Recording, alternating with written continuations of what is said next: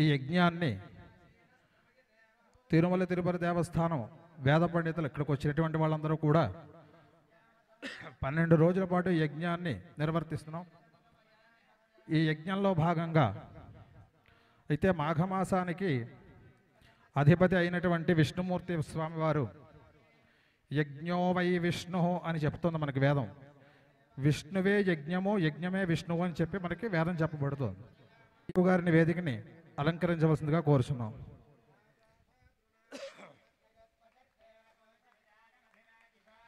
గురువుగారు పత్ని సమేతంగా వచ్చి ఉన్నారు. ఈరోజు మనకి చాలా అదృష్టం.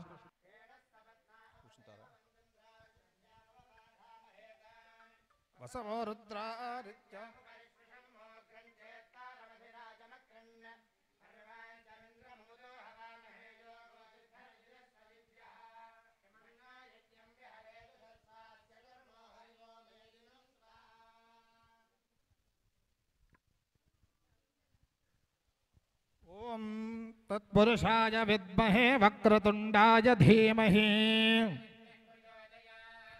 గురుర్బ్రహ్మ గురుర్విష్ణుర్గురుర్దేవో మహేశ్వరః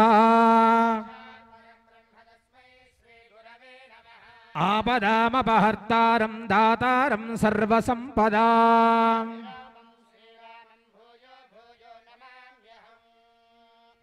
అయం ముహూర్త శుభముహూర్తో అస్తు. మన చెవిలో ఉన్నటువంటి తుప్పంతా వదిలిపోవాలంటారు చూసారా, అటువంటి మంచి మంచి మాటలు చెప్తున్నప్పుడు అందరూ కూడా నిశ్శబ్దంగా ఉండి గురువుగారు చెప్పినటువంటి ఈ ప్రవచన కార్యక్రమాన్ని ప్రతి ఒక్కరూ కూడా విని ఆ సూర్యనారాయణ స్వామి వారి యొక్క అనుగ్రహం అందరూ కూడా పొంది చక్కటి ఆయురారోగ్య ఐశ్వర్యములతో ఉండాలి. ఎందుకంటే మనకి ఈ రోజున వచ్చేటప్పటికి లౌకిక విద్య అన్ని రంగాలు కూడా చాలా చక్కగా అభివృద్ధి చెందుతున్నాయి. ఇటువంటి పండితులు మనకి దొరకడం అన్నట్టుది చాలా అరుదుగా ఉంటుంది. మీరు అందరికీ తెలిసినటువంటి విషయాలే ఇవి. లౌకిక విద్య చాలా రకాలుగా డాక్టర్లు అవనివ్వండి, లాయర్లు అవనివ్వండి, ఇంజనీర్లు అవనండి, అన్ని విద్యలు కూడా చాలా చక్కగా అభివృద్ధి చెందుతున్నాయి. కానీ మనకి వేదములు శాస్త్రములు చదివినటువంటి పండితులు చాలా అరుదుగా ఉన్నారు. అంటే అరుదుగా దొరికేటువంటి వృక్షం అన్నమాట.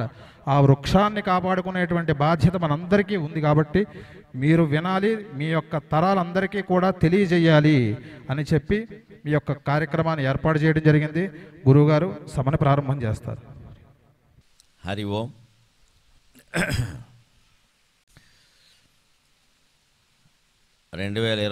సంవత్సరం ఫిబ్రవరి నెల 5వ తేదీ హైదరాబాద్ మియాపూర్లోని ధర్మపురి క్షేత్రంలో సౌర మహాయాగం సందర్భంగా జరుగుతూ ఉన్న ఆరోగ్య భాస్కరుని అనుగ్రహం అనే ప్రవచనానికి మీకు అందరికీ హృదయపూర్వకంగా స్వాగతం పలుకుతున్నాం. మాతృదేవోభవ. వేదము కంటే ముందుగా వివేకము నేర్పును కన్న తల్లి, వేదము కంటే ముందుగా వివేకము నేర్పును కన్న తల్లి, ఆ పాదము నాకు సర్వసమభావము భావమునందు నిల్పే. వేదము కంటే ముందుగా వివేకము నేర్పును కన్న తల్లి, ఆ పాదము నాకు సర్వసమభావము భావమునందు నిల్పే. ఓం నాదశిఖగ్రసీమయగు నా జనయిత్రిని కొల్చినంత, ఓం నాదశిఖగ్రసీమయగు నా జనయిత్రిని కొల్చినంత, ఏ భేదములేమి నిల్చునిక వేదములవును సమస్తవాదముల్. వేదము కంటే ముందుగా వివేకము నేర్పును కన్న తల్లి. వేదం కానీ శాస్త్రం కానీ పురాణాలు కానీ ఇవన్నీ మనం నేర్చుకోవడం ఎందుకంటే సర్వసమభావం అనేది అలవాటు అవడానికి. లలితా సహస్రం యొక్క సారాంశం అంతా సమభావం. లలితా సహస్రంలో 1000 నామాలు ఉన్నా అన్ని నామాలు ఏ అక్షరంతో మొదలయ్యాయి అని చూస్తే ఓ పట్టిక తయారు చేస్తే 32 అక్షరాలు వస్తాయి. సరిగ్గా అమ్మవారిని చేరుకోవడానికి మణిద్వీప సింహాసనంలో ఉండే మెట్లు 32. అందుకే వ్యాస మహర్షి 32 అక్షరాలతోనే విజయనామాలు నిర్మాణం చేశారు. అంటే ప్రతి నామానికి ముందు ఉండేటువంటి అక్షరం ఏమిటి అని చూస్తే ఆ అక్షరాలు కేవలం 32 ఉంటాయి. అందులో ఒకే ఒక్క నామం ఉండేటువంటి అక్షరము ఉంది, 122 నామాలు ఉండే అక్షరాలు కూడా ఉన్నాయి. ఒకే ఒక్క నామం ఉన్న అక్షరం ఉంటుంది, ఏకాకిని అంటారు. మొత్తం 1000 నామాల్లో ఎక్కడ ఏ అనే అక్షరం మీద ఇంకో నామం కనపడదు, ఇది ఒక్కటే ఉంటుంది. ఏకాకిని భౌమ రూప నిర్ద్వైత ద్వైత వర్జిత ఏకాకిని.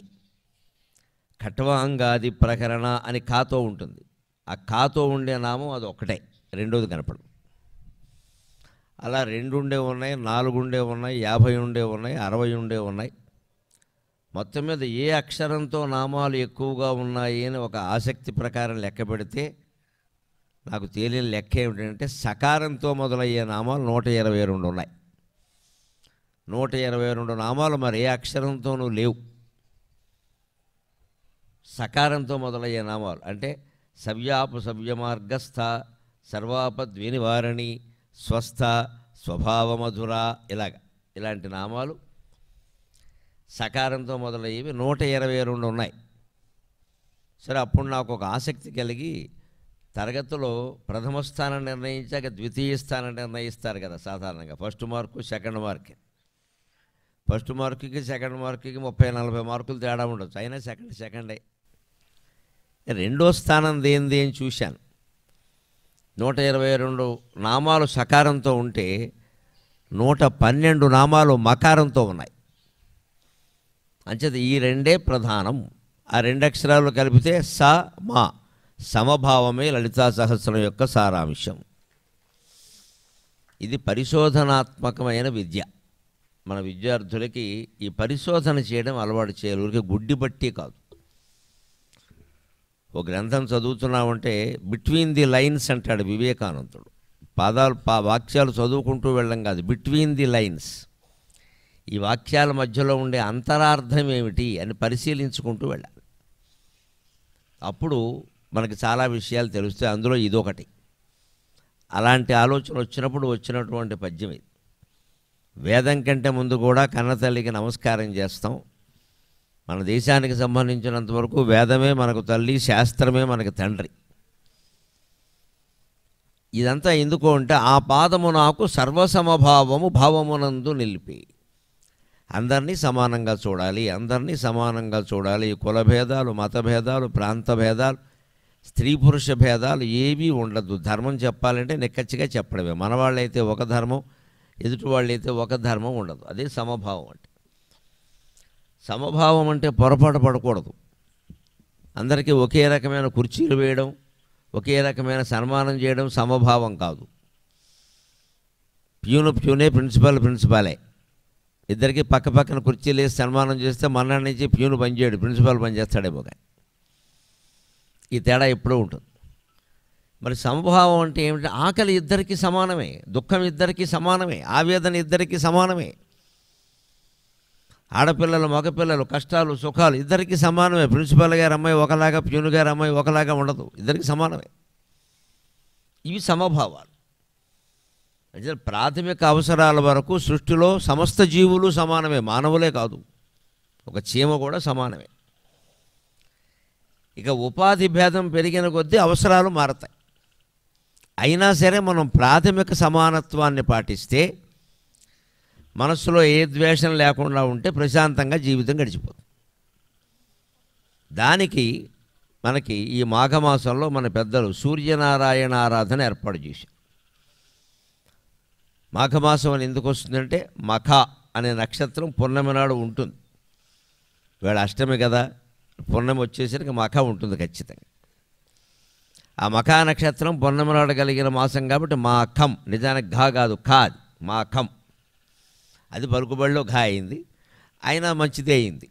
ఒక్కోసారి పొరపాట్లు కూడా మంచి ఉపకారం చేస్తాయి. మా అఘం అంటే పాపం చేయాలనే ఆలోచన కూడా రాని మాసం మాఘమాసం. మాఘమాసం అంటే పుణ్యప్రదమైన మాసం మరొకటి లేదు. మా అఘం, అఘం అంటే పాపం, మా అంటే వద్దు, డోంట్ డూ ఎనీ సిన్. కనీసం ఈ నెల జాగ్రత్తగా ఉండేది. ఒక నెల అలవాటైతే తర్వాత నెమ్మదిగా అలవాటు చేసుకుంటాం. ఉపవాసాలు ఎందుకు పెడతారు? ఎప్పుడైనా అన్నం దొరకకపోయినా సరే ఉండాలి కదా, ఉండగలిగితే ఉంటాం, అందుకని ఏదో పెడతా. అలాగని వరుసగా 4 రోజులు ఉపవాసం చేస్తే ఇంక తిన్న అరగని పరిస్థితి వస్తుంది. జాగరణాలు ఇవన్నీ అలవాటు పడాలి. అందుకోసం అంచేత అటువంటి పాపాలు చేసిన తర్వాత తొలగించుకోవడం కాదు, అది చేయకుండానే ఆలోచన మార్చుకోవచ్చు కదా. పాపం ఎందుకు చేస్తాం? స్వార్థం వల్ల చేస్తాం. కామ క్రోధశ్చ లోభశ్చ, ఈ 3 కారణాలు చెబుతాడు కృష్ణుడు. కామము, క్రోధము, లోభము. ముందు కోరిక, అది ఏ కోరికైనా కావచ్చు. అది తీరకపోయేసరికి క్రోధం, అది నాకే తీరాలి అనుకోవడం లోభం. అది తీరకపోతే నేను బతకలేను అనడం మోహం. అది తీరింది కదా అని గర్వించడం మదం. అది నాకు తీరకుండా ఇంకొకరికి తీరింది అని బాధపడడం ఉంది, అది మాత్సర్యం. మొత్తం మీద ఆలోచిస్తే కామ క్రోధ లోభ మోహ మదమాత్సర్యాలలో 5ంటికి మూల కారణం కామమే. కామం అంటే కామవాంఛ కాదు, అది కూడా అందులో ఒక భాగం. అన్ని కోరికలు వస్తాయి. అందుకనే మన మనస్సులో కోరిక పుట్టినప్పుడు ఇది ధర్మమా కాదా అనేటువంటి కొలబద్దతో చూడాలి. అది ధర్మం కాదు అంటే మన మనస్సుకు మనమే నచ్చ చెప్పుకొని వదిలేయాలి. చాలామంది మనం ఏం చేస్తామంటే ధర్మం కంటే ఇష్టానికి ప్రాధాన్యం ఇస్తాం. నా ఇష్టం, నాకు ఇష్టమైంది, ఈ మాత్రం ఇష్టపడడం తప్ప. ఆ ఇష్టపడడం వల్ల మన ఆరోగ్యం పాడవుతుందా, మన జీవితం పాడవుతుందా చూసుకోవాలి కదా. నా ఇష్టం అంటే అలాగా. ఎప్పుడు సమాజంలో సమస్యలైనా వ్యక్తి జీవితంలో సమస్యలైనా ఒకటే కారణం, రెండో కారణం లేదు. ప్రపంచ యుద్ధానికి ఏది కారణమో మన ఇంట్లో యుద్ధానికి కూడా అదే కారణం. ఇంట్లో యుద్ధానికి గాజా ఇజ్రాయెల్ యుద్ధానికి తేడా ఏం లేదు. మనం ఏదో అనుకుంటాం అది లేదు, ఇదే అంతే, అదే అంతే. నేను నాది అనేది అంతే. ఇష్టానికి ధర్మానికి మధ్యలో జరిగే ఘర్షణే సమస్య. ధర్మం ఒకలా ఉంటుంది, మన ఇష్టం వేరుగా ఉంటుంది. ఆ ధర్మం మనకి నచ్చదు, ఎందుకంటే మనకు బద్ధకం వల్ల కావచ్చు, మనకేదో ఇంకా ఎక్కువ దురాశ ఉండడం వల్ల కావచ్చు. ధర్మం మనకి నచ్చదు. అప్పుడు మార్చుకోవలసింది ఏంటి? ధర్మాన్ని కాదు, నీ ఇష్టాన్నే మార్చుకోవాలి. ధర్మం ఎలా మారుతుంది? ఒక సభ ఏర్పాటు చేసామంటే దాని పద్ధతిగా నిర్వహించుకోవడం అనేది ధర్మం. ఏదో ఆ సమయానికి వచ్చి కూర్చోవడం అది మన ధర్మం. నేను వస్తే కానీ సభ మొదలు పెట్టద్దంటే ఎలాగా? ఎంతమంది గురించి ఆపుతారు? నీ ఇష్టాలు కుదరవు ఇక్కడ, ఓ పద్ధతి అంతే. అలాగా లోకంలో ప్రతిదీ ఇష్టము ధర్మం మధ్యలో ఘర్షణ ఏర్పడినప్పుడు మన ఇష్టానికి కాకుండా ధర్మానికి ప్రాధాన్యం ఇవ్వగలిగితే జీవితం అంతా బాగుంటుంది. ఆ ధర్మం మనం యజ్ఞం ద్వారా గ్రహిస్తాం. యజ్ఞో యజ్ఞపతిర్ యజ్వా యజ్ఞాంగో యజ్ఞవాహనక యజ్ఞకృత్ యజ్ఞి యజ్ఞభుగ్యజ్ఞ సాధనక. ఇవన్నీ విష్ణు సహస్రంలో విష్ణువుకి చెప్పిన పేర్లు. యజ్ఞము అంటే విష్ణు స్వరూపం. ఇవాళ సౌరయాగం చేశారు ఇక్కడ. సూర్యనారాయణమూర్తి అంటారు, మీరు గమనించండి. సూర్యుడు అనరు. సూర్యుడు అంటే ఒట్టి గోళం హీలింగ్ వాయువులో ఏవో ఉంటాయి అక్కడ, అంతకంటే ఏముండవు. సూర్యనారాయణమూర్తి అన్నారు. జయస్సదా సవితృమండల మధ్యవర్తి నారాయణ సరసిజాసన సన్నివిష్టక. సూర్యుడు ఎందుకు ప్రకాశిస్తున్నాడు అంటే నారాయణ తేజస్సు వల్ల. అందుకే సూర్యనారాయణ సత్యనారాయణ ఈ 2 పేర్లు ఆంధ్రదేశంలో చాలా ఎక్కువ మంది పెట్టుకుంటారు. ఉభయ తెలుగు రాష్ట్రాల్లో కూడా సూర్యనారాయణ సత్యనారాయణ పేర్లు చాలా ఎక్కువగా ఉంటాయి. సత్యం మంచిదే, కానీ అది నారాయణ స్వరూపం కావాలి. అంటే నిక్కచ్చిగా మాట్లాడడం, కొండబద్దలు కొట్టడం మంచిదే. అది లోకానికి క్షేమమా కాదా కూడా ఆలోచించాలి. ఎక్కువ మంది జీవహింస జరుగుతుంది అంటే సత్యం కంటే అసత్యం మంచిదన్నారు. అంత జీవహింస జరుగుతుంది అంటే ఆ క్షణానికి ఏదో చెప్పి తప్పించుకో. ఇంకా నాకు ఎక్కడైనా సరే నిజం చెప్పడం అలవాటు, నిజం చెబితే కొంపలు అంటుకుపోతాయి. ఒక్కోసారి శ్రీకృష్ణుడు పనిగట్టుకుని ద్రోణాచార్యుడి దగ్గర అబద్ధం ఆడించాడు. ధర్మరాజు నేను ఆడను అంటే తోలు ఊడిపోతుందని చెప్పాడు. ద్రోణాచార్యులు తోలు ఊడాలంటే, నీ తోలు ఊడకుండా ఉండాలంటే అబద్ధం ఆడాల్సిందే. అర్జునుడు ఒప్పుకోలేదు, ధర్మరాజు కంటే ఎక్కువ. అర్జునుడు ఒప్పుకోలేదు ముందు. అర్జునుడికి చెప్పాడు, సమయం సందర్భాన్ని బట్టి ఉంటాయి అబ్బాయి. సత్యం గొప్పదా అహింస గొప్పదా అంటే అహింసే గొప్పది అన్నాడు. అలాగని అబద్ధాలు ఆడమని కాదు ఇక్కడ ప్రతిదానికి. కొన్ని కోట్ల మంది ఈ మాట చెప్పడం వల్ల కొన్ని వేల మంది బాధపడతారు ఉంటే ఆ మాట చెప్పకపోవడం మంచిది. దాచేయి, మౌనంగా ఉండు. లేదు అబద్ధమైనా చెప్పు, అంతేగాని ఇన్ని కోట్ల మందిని బాధ పెట్టక్కర్లేదు. ఎంత నగ్న సత్యమైనా సరే. ఎందుకంటే ఇంతమందికి హింస అవుతుంది. అది మానసిక హింస కావచ్చు, శారీరక హింస కావచ్చు. అంటే సత్యం నారాయణ స్వరూపం కావాలంటే వేదంలో ఎప్పుడు 2 మాటలు ఉంటాయి. సత్యం చెప్పు, సత్యం బ్రవీమి ఋతం బ్రవీమి అంటారు. సత్యం ఋతం అంటారు. సత్యం వేరు, ఋతం వేరు. సత్యం అంటే నిక్కచ్చిగా ఉన్న సత్యం. ఋతం అంటే కాస్త ఎదుటి మనిషికి నచ్చేలా దాన్ని కొంచెం మార్చి మాట్లాడటం, అది సత్యం. దాన్ని కాస్త ఎదుటి మనిషికి నచ్చేలా మార్చి మాట్లాడటం. ఇంట్లో చేసిన పలహారం బాగులేదనుకోండి, బాగులేదు ఏమిటిది, ఇది సత్యమే, బాగులేదు కదా, కానీ దెబ్బలాట్లు అవుతాయి. దాన్ని వృతం చేయడం అంటే ఏమిటి, నువ్వు చేస్తే చాలా బాగుంటుంది కదయ్యా, పక్క వాళ్ళు ఎవరైనా పంపించారా, ఇది వృతం, బ్రహ్మాండంగా ఉంటుంది.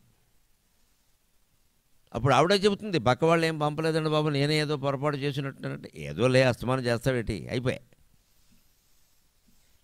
దానికోసం మనం ఖచ్చితంగా చెప్పాలి, నువ్వు ఎప్పుడు ఇలాగే చేస్తున్నావు, మేము ఇలాగే నేర్పింది అంటే వాళ్ళ అమ్మ కూడా వస్తుంది ఇప్పుడు రంగంలోకి. ఇప్పుడు ఇదివరకైతే వచ్చేవారు కాదు, ఇప్పుడు ఆన్లైన్ వెంటనే వస్తారు, వీడియో టాక్. మా అమ్మాయిని ఏమన్నా ఉంటుంది అంటే ఇప్పుడు ఇంకా జాగ్రత్తగా. ఇదివరకైతే అత్తగారు రావాలంటే చాలా దూరం నుంచి రావాలి, అమలాపురం నుంచి రావాలి. ఎక్కడ వస్తుంది ఆవిడ మాత్రం, ఆవిడకి 70 ఏళ్ళు. ఇప్పుడు ఆవిడ ఏమిటి మా అమ్మాయిని ఏదో అన్నావు అని వస్తుంది వీడియోలోని, ఇక్కడ అయిపోతుంది అల్లుడు అని. ఎందుకు వచ్చిన గొడవ? లోకంలోనూ అంతే. ఇద్దరు విద్యార్థులు ఈ నగరానికి వచ్చి ఒక గది వెతుక్కుంటున్నారు ఉండడానికి. వాళ్ళు ఉండడానికి ఒక గది కావాలి, వెతుక్కున్నారు. గది చూపించారు. ఒకడు చూశాడు, చూసి ఏముంది గది, ఇందులో ఏమీ లేదన్నాడు. అందులో సామాన్లు ఏం లేవు. ఏముంటాయి, అదిగిచ్చే గదిలో సామాన్లు ఉంటాయి ఏమిటి? వాడి దృష్టి ఏముంది గది, ఇందులో ఏమీ లేవు అంటే వాడేదో 2 కుర్చీలు 2 సోఫాలు వేసి కాస్త అనువుగా విత్ ఫర్నిచర్, ఫుల్ ఫర్నిచర్డ్ అంటారు, అలా ఏదో ఇస్తారని అనుకున్నాడు. అలా లేదు, అది బ్రహ్మచారులకు ఇచ్చే గది అలా ఎక్కడ ఉండదు. వాడికి అవగాహన లేదు. ఏముంది ఈ గది, ఖాళీయే అన్నాడు. రెండో వాడు ఏమన్నాడు, ఎంత ఖాళీగా ఉందో, మనం ఏదైనా పెట్టుకోవచ్చు అన్నాడు. ఇది పాజిటివ్ అవుట్లుక్ అంటే. ఒకే గది ఖాళీగానే ఉంది, కానీ ఇద్దరి దృష్టికి వేరుగా కనపడింది. ఖాళీగా ఉండాలని ఒకవాడు ప్రయోజనకరంగా భావించాడు, ఇంకోటి నష్టం అనుకున్నాడు. ఏముంది ఇందులో ఖాళీ అంటాడు. ఆ ఖాళీగా ఉండడమే మంచిది, ఎందుకంటే ఏదైనా చేసుకోవచ్చు, మనకి కావాల్సింది పెట్టుకోవచ్చు. ఆయన అక్కడే కుర్చీలు సోఫాలు సర్దేసాడు. ఇంకా నువ్వేం పెడతావు, అందులోనే కూర్చోవాలి. అది నీకు నచ్చకపోవచ్చు. ఖాళీగా ఉంటే మనకు కావాల్సింది మనం పెట్టుకోవచ్చు. అంచేతను మనం కూడా రోజులో ప్రశాంతంగా ఉండాలి. యజ్ఞం తత్వం మనకి తెలియాలి. జీవితం కూడా యజ్ఞంలా ఉండాలంటే ఖాళీగా ఉండాలి. దయచేసి ఎవరిని పెద్దవాళ్ళు ఎవరైనా ఖాళీగా ఉంటే ఖాళీగా ఉన్నాం అనకండి, ఖాళీగానే ఉండాలి. ఖాళీగా ఉన్న హృదయంలోకి భగవంతుడు వస్తాడు. అప్పటికే గడ్డి గాదం చెత్త నింపేస్తే వాడు రాడు. ఖాళీగా ఉండాలి. నేను ఏ పని చేయను, కూర్చొని ఉండాలాగా, ఏం పర్వాలేదు. ప్రతిసారి ప్రతి క్షణము డబ్బు సంపాదించే పనులన్నీ చేయక్కర్లేదు. శ్రీకృష్ణుడు వేణునాదం చేస్తుంటే గోపికలకు అసూయ కలిగింది. ఎవరి మీద? కృష్ణుడి మీద కాదు, ఈ వేణువు మీద. అదెంత పుణ్యం చేసుకుందో వెదురు కొట్టం, ఏముంది అందులో ఖాళీ. ఏకంగా శ్రీకృష్ణుడు పెదవులను తాకుతోంది, ఎంత అదృష్టం చేసుకుందో. మాకు ఆ యోగం లేదే, మేము దూరంగా నుంచి చూస్తున్నాం. మేము దగ్గరికి వెడితే లోకం రకరకాల సంబంధాలు అంట కడుతుంది. అవి ఎదురుగొట్టం చూడు ఎంత పుణ్యం చేసుకుందో. ఏముంది అదో 7 చిల్లులు ఖాళీ కొట్టం, అదెంత పుణ్యం చేసుకుందో. అంటే వేణువు జవాబిచ్చిందట, ఓ గోపికలారా, నేను ఖాళీ కొట్టాను కాబట్టి భగవంతుడు తన దివ్యనాదాన్ని నాలో నింపాడు. మీరు ఎప్పటికే చెత్తబండి కొట్టాలా దయ్యారా, ఇంకా నేను నింపడానికి ఏం లేదని చెప్పి మన మనస్సుని ఏ ఆలోచనలు లేకుండా ఖాళీగా అట్టిపెట్టాలి. ముఖ్యంగా మనస్సుని, శరీరాన్ని కాదు, మాటల్ని కాదు, మనస్సుని అట్టిపెట్టాలి. మనకు ఆధునికంగా అనారోగ్యాలు ఎందుకు వస్తాయి? ఆరోగ్య భాస్కరుని అనుగ్రహం అని ఎందుకు మాట్లాడుకుంటున్నాం? అనారోగ్యాలు ఎందుకు వస్తాయంటే శరీరానికి విశ్రాంతి ఎక్కువ ఇస్తున్నాం మనం, మనస్సుకి పని ఎక్కువ పెడుతున్నాం. ఆధునిక కాలంలో చేస్తున్న పొరపాటు అది. శరీరాన్ని బాగా విశ్రాంతి ఇస్తున్నాం, మనం కూర్చోబెట్టేస్తున్నాం. కుర్చీలోంచి 3 గంటలైనా లేవడం, పొట్ట వచ్చిందంటే మరి అందుకే వచ్చింది. అరగంటకు ఒకసారి లేవాలి, 5 నిమిషాలు నడవాలి, మళ్ళీ కూర్చో. దానికి తగిన పని ఏర్పాటు చేసుకో. పుస్తకం చదవాలంటే ఒకే పుస్తకం అలా పట్టుకుని 6 గంటలు చదవక, అరగంటకు ఒక పుస్తకం తీసేయి. మహా అయితే గంట అంతే. ఆ వంకలు లేస్తాం. పని కూడా అంతే. మనస్సును శ్రమ పెడుతున్నాం మనం చాలామంది, ప్రతిదానికి ఎక్కువ ఆలోచిస్తున్నాం. పైగా ఈ ఆలోచన కూడా ఎందుకంటే మనకి లేదని కాదు బాధ, వాడెవడికో ఉంది, వాడు అయిపోవాలి, ఇది మనకి బాధ. వాడెవడికో, వాడు మన తోడోళ్ళు, వాడు మేనల్డు, ఎవడో వాడికి ఉంది, వాడికి ఉన్నంత మనకి లేదు. వాడికి లేనివి ఎన్నో మనకున్నాయి, దాంతో సంతృప్తి పడచ్చు కదా, పడడు. ఇందుకే అనారోగ్యాలు. పోనీ అందుకేమన్నా కష్టపడతాడా? పడ్డు, కూర్చుంటాడు. శరీరాన్ని కూర్చోబెట్టాడు, మనస్సును కష్టపెడుతున్నాడు. అందుకే మీరు యజ్ఞాన్ని గమనించండి, శరీరము మనస్సు 2 సమంగా పనిచేస్తాయి. యజ్ఞంలో పూర్ణాహుతి అని ఉంటుంది, అయిపోయిందా అయ్యా? రే ఇప్పుడు ఇంకో ఉంది పూర్ణాహుతి. తప్పకుండా పూర్ణాహుతికి అందరూ హాజరవ్వండి. ఆ పూర్ణాహుతి మంత్రాలు వినండి. వీలైతే అందులో తెలిసిన వాళ్ళు కాస్త అర్థం చెప్తారు. అప్పుడు యజ్ఞం యొక్క స్వరూపం ఏమిటో తెలుస్తుంది. పూర్ణాహుతి అంటే అక్కడ ఉన్న యజ్ఞ ద్రవ్యాలన్నీ అందులో వేస్తారు. ఈ మధ్య ఏకంగా చీరలు కుర్చీలు కూడా పడేస్తున్నారు. అలా పడేయకూడదు. చీర దానం ఇయ్యాలి ఎవరికో. యజ్ఞంలో పడేయడం ఏమిటి? అగ్నిలో తగలబడితే నీకేం వచ్చింది? అజ్ఞానం. ఇది పూర్ణాహుతి విధానం అది కాదు. అక్కడ పూజా ద్రవ్యాలు కొన్ని ఉంటాయి, అవి మళ్ళీ ఏ కుక్కలు ముట్టుకోకుండా పాడు చేయకుండా అందులో వేస్తారు. ఇంకా ఉన్నవన్నీ వేసేయాలని ఏం లేదు అక్కడ. పైగా పూర్ణాహుతి చేయవలసింది పదార్థాలని కాదు, అక్కడ మంత్రాలు ఉంటాయి చాలా స్పష్టంగా. కామో అకార్షీన్నమో నమః, కామో అకార్షీన్నమో నమః, కామః కర్త నాకం కర్త, కామః కారయిత నాకం కారయిత, కామః కరోతి నాకం కరోమి, ఏషవో కామకామాయ స్వాహ అని ఉంటుంది. అంటే కామో అకార్షీత్ నమో నమః, నేను చేసిన ఈ పని ఉందే, నాలో ఉండే కోరిక చేసింది, నేను చేయలేదు అంటున్నాడు వేద ఋషి. కామో అకార్షీత్ నమో నమః, నేను ఈ పని ఇంత డబ్బు సంపాదించడమో, ఇంత సంసారం ఏర్పాటు చేసుకోవడమో, ఇంతమంది కొంపలు ముంచడమో ఏదైనా సరే చేసేసాం, అయిపోయింది. ఇది ఎందుకు చేశామంటే, స్వామి నేను క్షమార్పణ కోరుతున్నాను, నేను చేయలేదు, నాలో ఉండే కోరిక ఈ పని చేసింది. కామో అకార్షీత్ నమో నమః, దానికో నమస్కారం. మనం అంటాం కదా తెలుగు, బాబు నీకో నమస్కారం వెళ్ళరా అంట. ఆ నమస్కారం భక్తితో పెట్టింది కదా, నీకో నమస్కారం అన్నప్పుడు చప్పుడు ఏంటంటే బొమ్మని అర్థం. చప్పుడు అవ్వకుండా మామూలుగా పెడితే రమ్మని అర్థం. నీకో నమస్కారం అన్నామంటే అది లెక్క. ఇదే నమస్కారం. అందుకే ఇదే నమో నమః. దిక్కుమాలిన కామమా వదిలే, నీ గురించే ఈ పనులను చేశా. కోరిక, ఏదో కోరిక, డబ్బు సంపాదించాలనే కోరిక, లైంగికమైన కోరిక, ఇంకేదో కోరిక, పదవులంటే కోరిక, ఇంకేదో కోరిక. అందులో కామకర్త, కామమే కర్త, నాకం కర్త, నేను కర్త కాదు. కామకారయిత, చేయించింది కూడా కామమే. నాకం కారయిత, చేయించింది కూడా నేను కాదు, అది కోరికే. కామకరోతి, కోరికే చేస్తోంది ఈ పనిని. నాకం కరోమి, నేను చేయడం. అందువల్ల ఏం చేస్తున్నాం పూర్ణాహుతిలో? ఏషవో కామకామాయ స్వాహ, ఆ కోరికని ఈ యజ్ఞాగ్నిలో తగలబెడుతున్నాను అని చెప్పాడు. అది అర్థం, దగ్ధం చేస్తున్నాం. ఆ కోరికల్ని దగ్ధం చేయాలి. పూర్ణాహుతి అంటే అర్థం అది. కనిపించిన వస్తువుల్లో అందులో బారేయడం కాదు, కోరికను అందులో దగ్ధం చేయడం. మన్యువు అంతే, మన్యురకార్షీన్నమో నమః, మన్యుఃకర్త నాకం కర్త, మన్యుః కరోతి నాకం కరోమి, మన్యుః కారయిత నాకం కారయిత, ఏషవో మన్యవే స్వాహ అంటారు. మన్యు అంటే కోపం. అందుకే అభిమన్యుడు అంటారు సుభద్ర కొడుకుని. ఆయన కోపం ఎక్కువ, అందుకే దెబ్బతిన్నాడు యుద్ధంలో. అర్జునుడికి అంత కోపం లేదు, కాస్త సావధానంగా ఆలోచిస్తాడు. అభిమన్యుడు కోపం ఎక్కువ. ఆ పేరు ఎందుకు పెట్టారో కానీ పేరుకి తగినట్టే ఉన్నాడు వాడు. దేనికి ముందు ఆలోచన ఉండదు అసలు. ఆయన వ్యాసభారతంలో ఉంటుంది విచిత్రమైన మాట, చదివి ఆశ్చర్యపోయాను. అపశకునం అంటే ఇదేరా అనుకున్నాను. 13వ రోజు యుద్ధానికి అభిమన్యుడు బయలుదేరతాడు. ఆ రోజు ఆయన చనిపోయింది. వెళుతూ అంటాడు, ఆ సారథి చెప్తాడు, ఆయన అర్జునుడు సారథి, 80 ఏళ్ళు ఆయనకి. సారథి అభిమన్యుడికి చెబుతాడు, సారథ్యం వహిస్తూ. అర్జునుడికి మరి కృష్ణుడు సారథి అయ్యాడు కదా, అర్జునుడు సారథి ఖాళీగా ఉన్నాడు. ఆయన అభిమన్యుడికి సారథ్యం వహించాడు. తండ్రి గారి డ్రైవర్, కొడుకు డ్రైవర్ అవుతాడు కదా. కానీ ఈ డ్రైవరు తండ్రి దగ్గర ఉన్నంత సుఖంగా కొడుకు దగ్గర ఉండలేడు, అదో ఇబ్బంది. ఆయన సీనియర్, ఈయన పెద్దవాడు. నాన్నగారు చూసినట్టు అబ్బాయి చూడండి అంటాడు. తండ్రి దగ్గర కొడుకు దగ్గర కూడా డ్రైవర్గా పనిచేస్తే అనుభవం ఎలా ఉంటుంది అంటే 10 రోజులు అయినా చెప్పేసారు, నాన్నగారు వేరండి, అబ్బాయి వేరండి. ఆ పెద్దవాళ్ళ వయస్సు, వాళ్ళ కష్టాలు తెలుస్తాయి. ఈ కుర్రాడికి తెలియదు. ఒకవేళ డబ్బులు ఇచ్చినా ఏదో విసిరినట్టుగా ఇచ్చి వెళ్ళిపోతాడు. తండ్రి అయితే అలా ఇవ్వడు. అన్నం తిన్నావా అని అడుగుతాడు. అలాగా అర్జునుడు సారథి అభిమన్యుడికి వస్తే ఈయన యుద్ధానికి బయలుదేరుతూ ఉంటే రజకుడు చెప్పినట్టు వెళ్ళాలి కదా. ద్రోణాచార్యుల దగ్గరికి పోని నేరుగా అన్నాడు. ఎందుకు?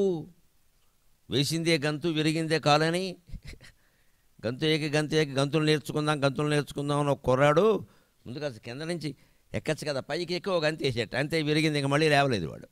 అంత సాహసం ఎందుకు? గంతులు వేయడం నేర్చుకుంటే ముందు డ్యాన్స్ చేయాలి నేల మీద, తర్వాత గట్టు ఎక్కచ్చు. ద్రోణాచార్యుడి దగ్గరికి పోనీ అన్నట్టు. అంటే పాపం అనుభవం మీద చెప్పాడు 80 ఏళ్ళ ఆయన. అభిమన్యు, నీకు కోపం ఎక్కువలో ఉంది, సాహసం వద్దు. ద్రోణాచార్యుడిని ఎదిరించడం మీ నాన్నగారి కష్టం, నువ్వెలా ఎదిరిస్తావు? వద్దు, నా మాట విను. ముందు చిన్న వాళ్ళు ఉన్నారు, కాస్త వాళ్ళని ఎదిరిద్దాం. వాళ్ళు 2-3 చంపితే నీకు కాస్త ఆత్మవిశ్వాసం ఏర్పడుతుంది అని అంటే, ఏం మాట్లాడుతున్నావు? అగ్నిలోకి మిడత ప్రవేశించినట్టుగా నేను కౌరవలోకంలోకి ప్రవేశించబోతున్నా పోనే అన్నాడు. అగ్నిలోకి మిడత ప్రవేశిస్తే ఏమవుతుంది? ఇదే అభిమన్యుడి మాట, వ్యాసభారతంలో ఉన్నమాట. అపశకునం అంటే ఇది, అంతే అయింది. ఆ సమయంలో ఆ మాట ఎందుకు వచ్చింది? అగ్నిలోకి మిడత ప్రవేశించినట్టుగా నేను కౌరవ సైన్యంలోకి ప్రవేశిస్తా పోనే అన్నాడు. వాడే ఆశ్చర్యపోయాడు. అగ్నిలోకి మిడత అంటున్నాడు, వెళ్ళేదేమో అగ్ని, వీడేమో మిడత, పెడతా ఏమైపోతాడో అయిపోయాడు సాయంత్రానికి. పైగా ఇంకో మాట అన్నాడు అనకూడదు. ద్రోణాచార్యుడి దగ్గరికి వెళ్ళమంటే పెద్ద ఆయన అంటావా? కృష్ణార్జునులు ఎదురుగా ఉన్నా సరే ఇవాళ నా ముందు నిలబడలేరు అన్నాడు. తండ్రిని మేనమామను కూడా అవమానించాడు. అందున భగవంతుడు. ఇది ఆవేశం అంటే. మనం కూడా చాలా కోపంలో ఆవేశంలోనే చేస్తాం పనులు. తర్వాత దానికి చెల్లించవలసిన మూల్యం డబ్బులో కాదండి, చాలా జీవితానికి సంబంధించిన విలువలు చాలా పోతాయి. మొత్తం అసలు చాలా విలువైన జీవితాన్ని పోగొట్టుకుంటాం ఈ కోపం వల్ల. వస్తువు పోతే పర్వాలేదు, కొనుక్కుంటాం. మానవ సంబంధాలు దెబ్బతింటే, కోపం వచ్చి తిట్టేసాం ఏదో, ఇక ఆ తిట్లు మర్చిపోలేరు వాళ్ళు. తనువున విరిగిన అలుగుల నరువున బుత్సంగవచ్చు, అతి నిష్ఠురతను మనమున నాటిన మాటలు విని ఎన్ని ఉపాయములను వెడలునే అధిప అంటాడు ఎర్రాప్రగడ. శరీరంలో బాణాలో బాంబులో గుచ్చుకుంటే ఆపరేషన్ చేసి తీస్తారు. మనస్సులో అనకూడని మాటలు ఎదుటి వాళ్ళు గుచ్చుకున్నాయనుకోండి, ఇక వాళ్ళ జీవితాంతం కాదు, జన్మలకు మర్చిపోలేరు. మాట పెదవి దాటేటప్పుడే చాలా జాగ్రత్తగా ఉండాలి. తర్వాత ఎన్ని క్షమార్పణలు చెప్పినా ఉపయోగమే లేదు. నేను అలా అన్నాను ఇలా అనంటే కూడదు, అనీసం అయిపోయింది. అది పెదవి దాటితే పృథివీ దాటినట్టే అన్నారు. ఆ కోపం చాలా వాటికి కారణం కాబట్టి యజ్ఞంలో కోపం వల్ల కొన్ని పనులు చేస్తుంటాను నేను. ఆ కోపం చేసింది కానీ నేను చేయలేదండి. మన్యుకర్త నాగం కర్త, మన్యుకారయిత నాగం కారయిత, యశవో మన్యు మన్యవే స్వాహ. అందుకని ఆ మన్యువుని ఈ యజ్ఞాగ్ని అనే కోపాగ్నిలో దహనం చేస్తున్నా. అంటే ఇక నుంచి కోపడ్ను, ఆ కోరికని ఇందులో దహనం చేస్తాను. ఇక నుంచి కోరికలు పెట్టుకొని నేను తగ్గించేసుకుంటా. ఇంత గొప్పది యజ్ఞం. అందుకని మీరు తప్పనిసరిగా హాజరై యజ్ఞానికి సంబంధించిన మంత్రాలు ముందు వినండి. వారు వేసేటువంటి ఆహుతులన్నీ చూడండి. అక్కడ ప్రశాంతంగా కూర్చోండి. మళ్ళీ ఫోన్లు పెట్టుకుని ఫోటోలు తీయకండి. అక్కడేం దేవతలు రారు మీరు ఫోటోలు తీయడానికి. వచ్చినా మీ ఫోటోల్లో పడరు. దేవతలకి దేవతా శరీరాలు ఉంటాయి, ఫోటోలకు లొంగవు. ఈ పట్టుకుని ఈ సీన్ తీద్దాం, ఎవరికో పంపిద్దాం, ఎంతసేపు ఇదో దరిద్రం తయారైంది. వచ్చిన ఎవరికో పంపుతావు, నువ్వేం చేయవు దాన్ని. ఫార్వర్డ్ మనం బ్యాక్వర్డ్ అయ్యావు. ఈ ఫార్వర్డ్ కల్చర్ మనకు అక్కల ముందు అది చేయాలి కదా. మన దగ్గరకు ఒక సూక్తి ఎవరో పంపించి దాన్ని మనం ఆచరణలో పడదాం. ఇంకోళ్ళకి పంపడం ఏమిటి? మన కొరియర్ బాయా? మనకి ఎంతసేపు మనం పంపించామన్న గొప్ప కావాలి, దాన్ని ఎవడూ చేయడు, వాళ్ళు మళ్ళీ ఇంకోళ్ళకి పంపిస్తారు. ఎందుకు ఊరికే పంపిస్తావు అలాగా? నువ్వు చేయరాదా?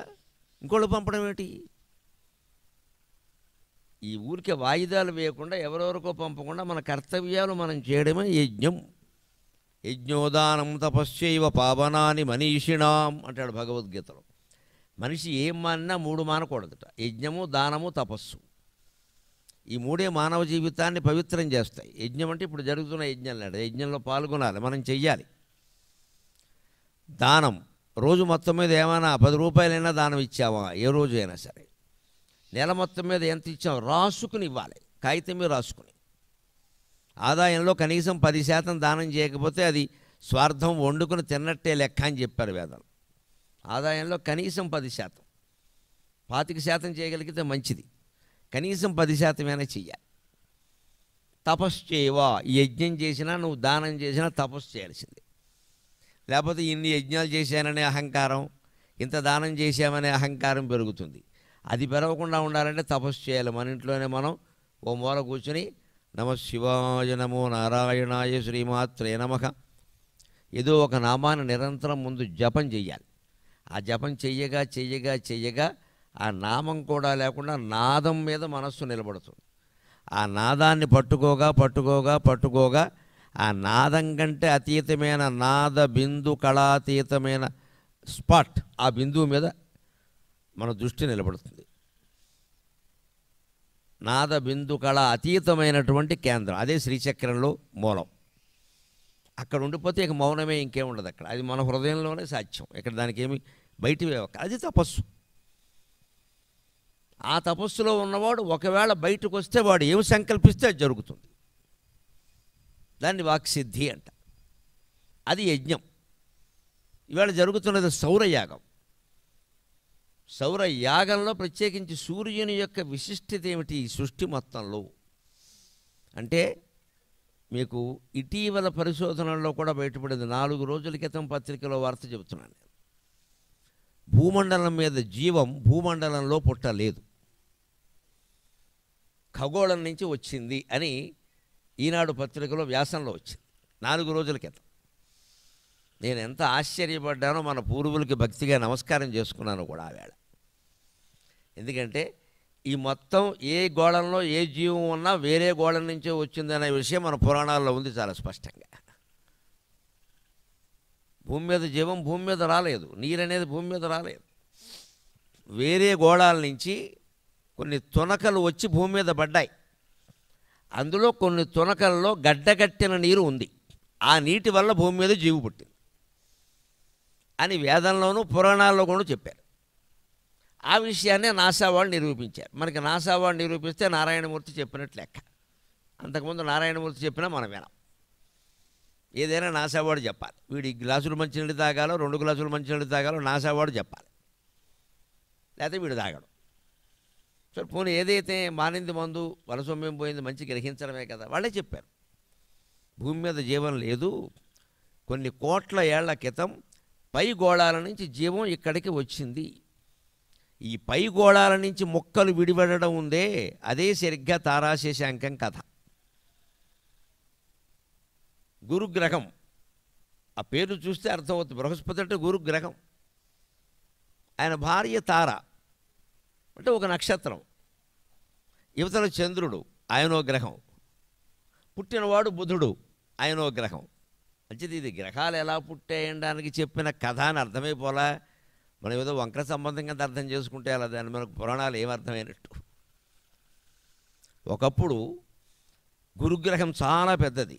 దాని నుంచి ఒక ఉల్క అంటే ఒక తార విడిపోయి వచ్చి చంద్రగ్రహాన్ని గుద్దుకుంది, ఢీకొట్టింది. అప్పుడు చంద్రుడి నుంచి ఒక మొక్క విడిపోయింది. ఆ విడిపోయిన మొక్కే బుధుడు. అంచేత తారకి చంద్రుడికి బుధుడు పుట్టాడు. అంటే ఒక నక్షత్రం పరిమాణంలో ఉండే ఒక ఉల్క వచ్చి చంద్రగ్రహాన్ని గుద్దుకుంది. అప్పుడు చంద్రుడిలోంచి ఒక మొక్క విడిపోయింది. ఆ విడిపోయిన మొక్కే బుధుడు. ఇది నాసా వారి పరిశోధనలో రుజువైంది.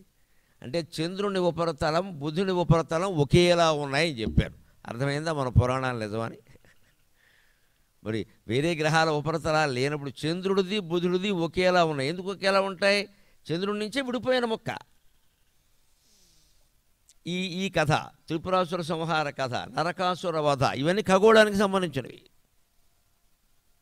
దాన్ని పురాణ కథల రూపంలో మనకు గుర్తుండడం కోసం చెప్పారు. అందుకని సృష్టి అలాగే ఏర్పడింది. ఆ ఏర్పాటుకు కూడా మొత్తానికి మూలం సౌరమండలం. అంచేత సూర్యుడే సృష్టికి మూలం. దాన్నే ఆదిత్య హృదయంలో చెబుతారు చాలా అందంగా. నాశయత్యేష వైభూతం తదేవ సృజతి ప్రభు పాయత్యేష తపత్యేష వర్షత్యేష గభస్తిభిః. రాముడికి అగస్త్యుడు ఆదిత్య హృదయాన్ని బోధిస్తాడు. ఏ సందర్భంలో? 21 రోజులు జరిగింది రామరావణ యుద్ధం. ఆ చివర ఇంచుమించు 20వ 21వ రోజున రాముడు చాలా నీరసించిపోయాడు. శక్తులన్నీ ఉడికిపోయాయి పాపం. ఒక్కసారి మనస్సులో అనుకున్నాడు, సీతాదేవి వచ్చి నన్ను కౌగిలించుకుంటే బాగుండు, నాకు శక్తి వచ్చేదే అనుకున్నాడు. సీతాదేవి ఈయనొచ్చి కౌగిలించుకునే స్థితి ఉంటే యుద్ధం ఎందుకు? ఆ స్థితి లేదు. కానీ పాపం తనని తానే సంపాదించుకో, ఎక్కడ సీత? సీత కోసమే కదా యుద్ధం అంతా అని దిగులు పడితే, అప్పుడు దేవతలతో సహా ఇతర ఋషులతో సహా అగస్త్యుడు పరిగెత్తుకుంటూ వచ్చాడు. దైవతైశ్చ సమాగం ద్రష్టుం అభ్యాగతోరణం ఉపగమ్యాబ్రవీద్రామం అగస్త్యో భగవాన్ ఋషికి రామ రామ మహాబాహో శృణు గుహ్యం సనాతనం ఏన సర్వానరీన్ వత్స సమరే విజయిష్యసే అన్నాడు. చాలా ప్రేమగా పైలోకాల నుంచి కంగారు పడుతూ వచ్చాడు అగస్త్యుడు. రామా రామా, అది వాల్మీకి రచన. ఎంత గొప్పదో! రామా రామా మనం మామూలుగా అంటాం కదా, అబ్బాయి అబ్బాయి అది కాదురా, అది రెండుసార్లు అంటాం. ఇద్దరు అబ్బాయి లేరుగా, ఒకనే నాన్న నాన్న అమ్మ అమ్మ అంటాం. అంటే కంగారుగా ఏదైనా చెప్పాలన్నప్పుడు అలాంటి రచన చేశాడు వాల్మీకి. సహజమైన మమకారం అగస్త్యుడికి రాముడి మీద. రామా రామా మహాబాహుడివి, కంగారు పడద్దు. శృణు గుహ్యం సనాతనం, నీకు కావలసింది శక్తి కదా, సనాతనమైన శక్తి నీలోకి రాబోతోంది. గుహ్యం అది రహస్యం, అందరికీ చెప్పేది కాదు. ఇది కనుక నువ్వు ఈ శక్తిని కనుక పొందగలిగితే సర్వానరైన విజయిష్యసి, మొత్తం శత్రువులను జయించగలుగుతావు అన్నాడు.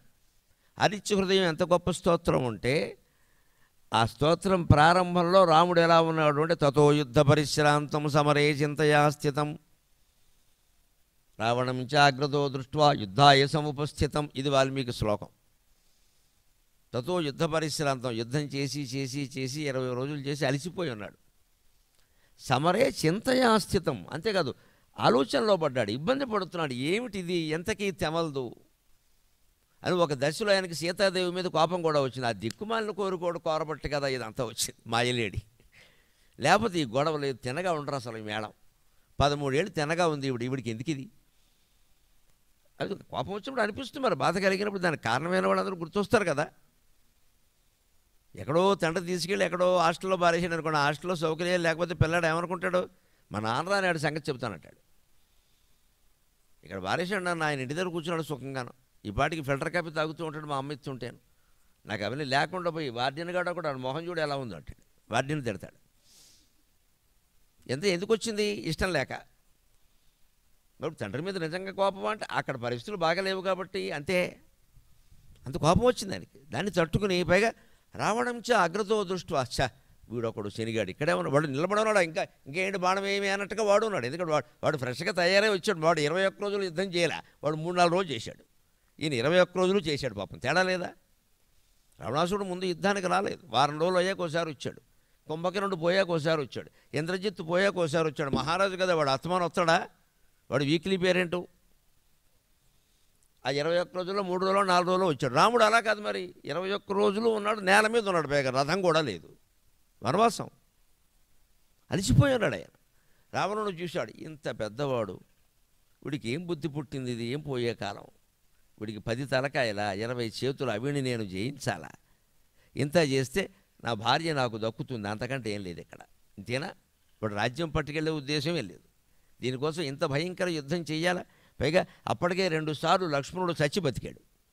ఇంత యాతన, నా ప్రాణానికి ప్రాణమైన తమ్ముడిని పోగొట్టుకున్నానా, పొరపాటుని బతికాడు, లేకపోతే ఏం కావాలి అని పాపం ఆయనకి నీరసం వచ్చి సమరే చింతయా స్థితం యుద్ధాయ సముపస్థితం, యుద్ధం కోసం నిలబడ్డాడు. అదే ఆదిత్య హృదయం స్తోత్రం అయిపోయేసరికి పరిస్థితి ఎలా ఉందో తెలుసా?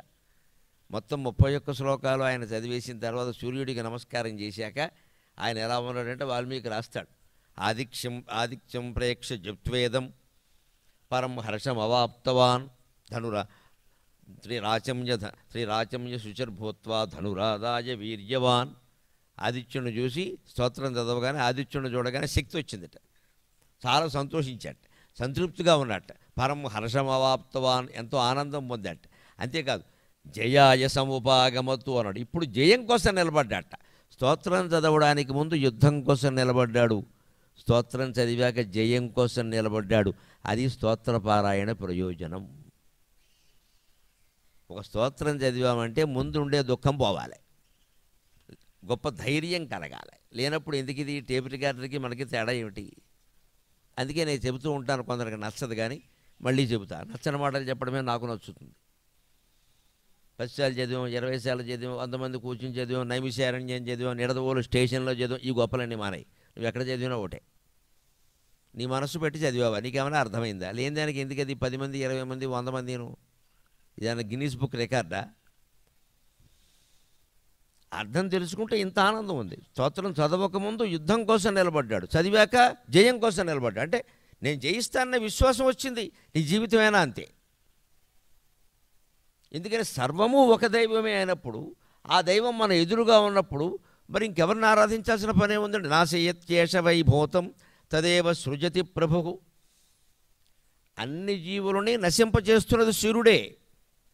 ప్రళయకాలంలో 7 సంవత్సరాల పాటు అలా వెలుగుతాడు. ఎలా వెలుగుతాడు? దూరంగా కాదు, ఇక్కడే పెద్దమ్మ గుడి దగ్గరికి వచ్చేస్తాడు. ఇంకా మనం ఉండం, పెద్దమ్మే ఉంటుంది అంతే. ఇష్టం లేకపోతే ఆవిడ ఉండదు.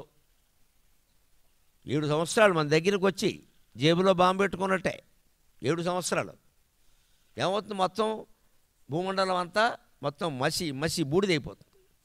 అక్కడి నుంచి 7 సంవత్సరాలు ప్రళయకాల వర్షం, ఈ బూడిదంతా కొట్టుకుపోతుంది. ఈ మొత్తానికి కారణం సూర్యుడు. అంతేకాదు తదేవ సృజతి ప్రభుకు, మళ్ళీ ఆ జీవిని సృష్టించేది కూడా సూర్యుడే. ఎలాగా? ఒక మొక్కను చూడండి, మీకు ఈ శిష్యుల ఋతువులో సరిగ్గా తెలుస్తుంది. మాఘమాసంలో, పాల్గొన మాసంలో. పాయత్యేష తపత్యేష వర్షత్యేష గభస్తిభి. పాయత్యేష, దాంట్లో మొత్తం రసం పీల్చి పిప్పైపోయేలా చేస్తున్నాడు రకరకాల మొక్కల్లో.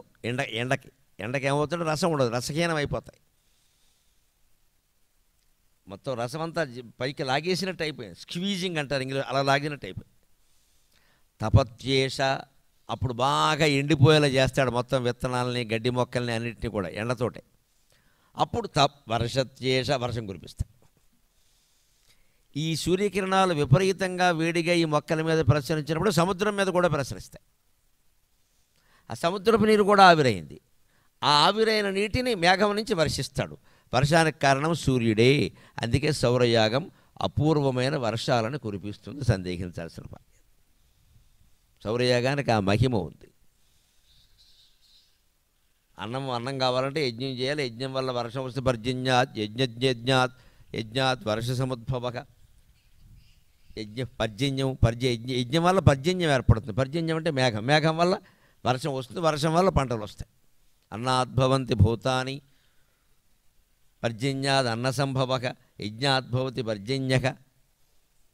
అంచేత యజ్ఞం చేసి తీరాలి అంటాడు. అంచేత తపతి పాయత్యేష తపత్యేష వర్షత్యేష. పాయతి, బాగా ఎండబెట్టి మొత్తం రసమంతా లాగి రసహీనం చేసేది ఆయనే. తర్వాత బాగా ఇంకా ఎండబెట్టేసేది ఆయనే. మళ్ళీ దాంట్లోకి వర్షం కురిపించి లోపల జీవశక్తిని లాగేది ఆయనే. ఇది ఆదిత్య హృదయం. అక్కడే ఇంకో మాట చెబుతాడు. ఏష సుప్తేషు జాగర్తి భూతేషు పరినిష్ఠిత ఏష చైవాగ్నిహోత్రం చ ఫలం చైవాగ్నిహోత్రిణాం. ఇక్కడ అగ్నిహోత్రం రూపంలో సూర్యుని ఆరాధన చేస్తారు. సూర్యుడికి ఎన్నో రకాల హవిస్సులు సమర్పిస్తారు. సూర్యాయ స్వాహ సూర్యాయేదన్నమమ, వరుణాయ స్వాహ వరుణాయేదన్నమమ, ఇంద్రాయ స్వాహ ఇంద్రాయేదన్నమమ, ఇలా చెప్తారు. ఈ హవిస్సులు ఈ ప్రకృతి శక్తుల్ని పరిపుష్టం చేస్తాయి. యజ్ఞంలో గొప్పతనం అది, అదేం గుడి నమ్మకం కాదు. అది యజ్ఞం శాస్త్రీయం. ఇంకా పక్కా చెప్పాలంటే యజ్ఞానికి దేవుడితో సంబంధం లేదు, అది సైంటిఫిక్ ప్రక్రియ, అది జరిగి తీరాల్సిందే. కెమిస్ట్రీ ల్యాబ్లో జరిగే ప్రయోగాలు ఎంత హేతుబద్ధమైనవో యజ్ఞంలో చేసేవన్నీ అంతే హేతుబద్ధం, ఏమీ తేడా లేదు. కెమిస్ట్రీ ల్యాబ్లో ఒక పదార్థంలో తేడా వచ్చిందనుకోండి, నువ్వు 102 డిగ్రీల దగ్గర వేడి చేయాల్సిన దాన్ని 92 డిగ్రీల దగ్గర ఆపేవనుకో ఫలితం రాదు. యజ్ఞంలో కూడా అంతే. అందుకే యజ్ఞానికి వేదం ఎంత ముఖ్యమో శాస్త్రం అంత ముఖ్యం. ఆ శాస్త్రంలో చెప్పిన పండే వాడాలి, అదే ఆకాయే వాడాలి, ఆకే వాడాలి. హోమగుండానికి లెక్క ఉంటుంది, జామెట్రీ, అదంతా క్షేత్రగణితం. అలాగే ఉండాలి. నీ ఇష్టం వచ్చినట్టు ఖాళీగా ఉన్న చోట గొయ్యి వేస్తానంటే కుదరదు. నువ్వు అందులో వంకాయ కూరను గులాబ్ జామ్ వేసేస్తానంటే కుదరదు. యజ్ఞంలో వేయకూడదు అలాగా. అన్నీ రకరకాలు మొదలెడుతున్నారు ఈ మధ్యన. పిచ్చి ముదిరిపోయి వీడికి అక్కలేనివని అందులో బారేయడం. అదే భోగి మంటలు కాదు యజ్ఞం అంటే. ఏది వేయాలో అదే వేయాలి, అయితే ఫలితం రాదు. సంతానం చేయాలంటే యజ్ఞం ఉందని పుత్రకామేష్టి ఉంది. ఎందుకంటే అంతకుముందు గర్భంలో లోపం ఉండబట్టి కదా సంతానం కలగంది. ఈ పదార్థాలు వేశాక అవి ఆవిరయ్యాక ఆ పొగని పీలుస్తారు దంపతులు. దానివల్ల ఇలా పీల్చగానే అవుతుంది ఇలాగ యజ్ఞధూమం ఇలాగా పిలుస్తారు హాయిగా. పురోహితుడు చెబుతాడు, అమ్మ లాజహోమం చేసి, అమ్మ ఇద్దరు ఇలా చేయి పట్టండి అమ్మా, దైవప్రసాదంగా భావించండి అమ్మా, చక్కగా ఆ పొగ సేవించండి అమ్మా అంటాడు. ఆ పొగ వాళ్ళ ముక్కులోకి వెళ్ళగానే లోపల 72,000 నాడుల్లోకి వెళ్ళి ఈ ఇల్లాలికి కానీ ఇంటాయనకి కానీ సంతానం కలగకపోవడానికి లోపల ఉండే లోపాలని యజ్ఞధూమం సరిచేస్తుంది. అందువల్ల సంతానం కలుగుతుంది. ఇప్పుడు ఏమీ రవ్వంత అనుమానం లేదు. పుత్రకామేష్టి ఎలా చేస్తారో ఏమిటో బృహదారణ్యకోపనిషత్తులో స్పష్టంగా ఉంది, ఏ పదార్థాలు వాడతారో ఎలా చేస్తారో. అప్పుడు యజ్ఞం నుంచి ఒక అపూర్వమైన శక్తి పుడుతుంది. దాన్ని అపూర్వం అంటారు ప్రత్యేకంగా. అపూర్వం పుట్టిందా అంటారు. Technical name. ఆ అపూర్వమైన శక్తి దశరథుడి పుత్రకామేష్టిలో అగ్నిదేవుడు పాయసంతో రావడం. ఆ పాయసమే అందరికీ ఇచ్చారు.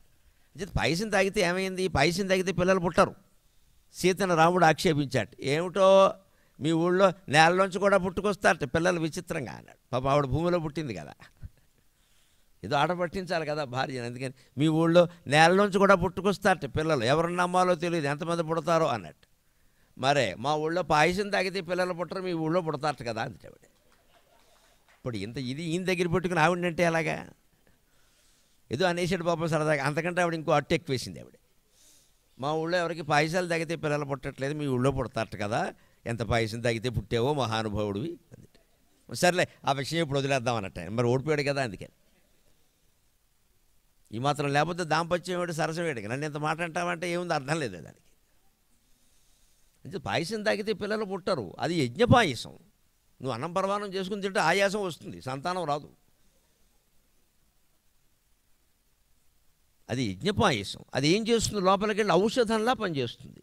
అంటే లోపల ఈ ఇల్లాలికి కానీ ఇంటి ఆయనకి కానీ ఏ రకమైన లోపాలు ఎక్కడ ఉన్నాయో వాటిని సరిచేస్తుంది.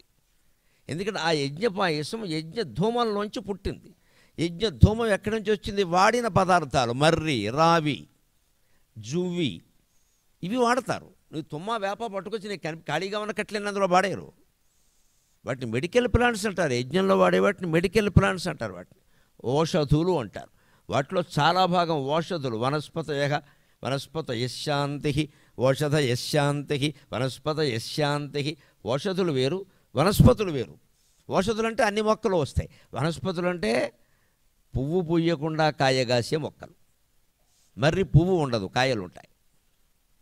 రావి పువ్వులు ఉండవు, రావి గింజలు ఉంటాయి. ఆ రావి, మర్రి మొదలైనవి వనస్పతి. వాటి నుంచే డాల్డా తయారవుతుంది. అందుకే డాల్డా అని తెలుగులో వనస్పతి అంట.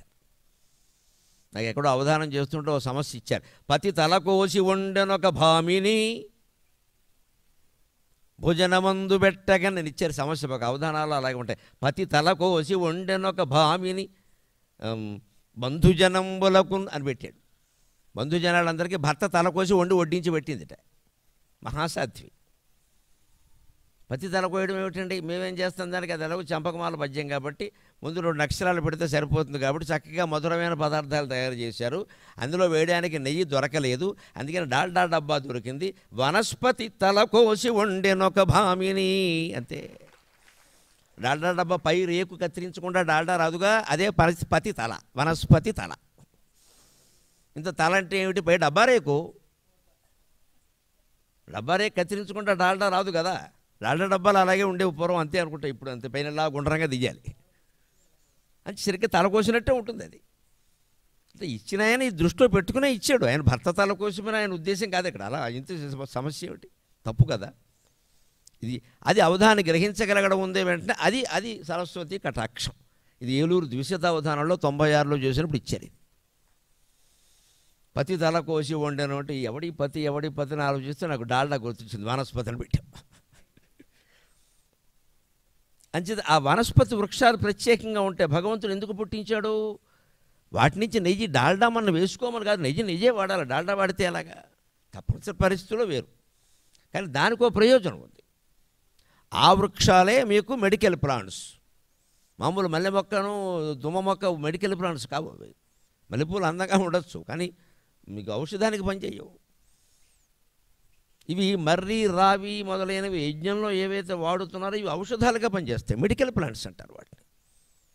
అంచేత ఔషధులు శాంతి అంటే బాగుండాలని, వనస్పతి శాంతి, అందులో మళ్ళీ వనస్పతి వృక్షాలు ప్రత్యేకంగా ఉండాలి.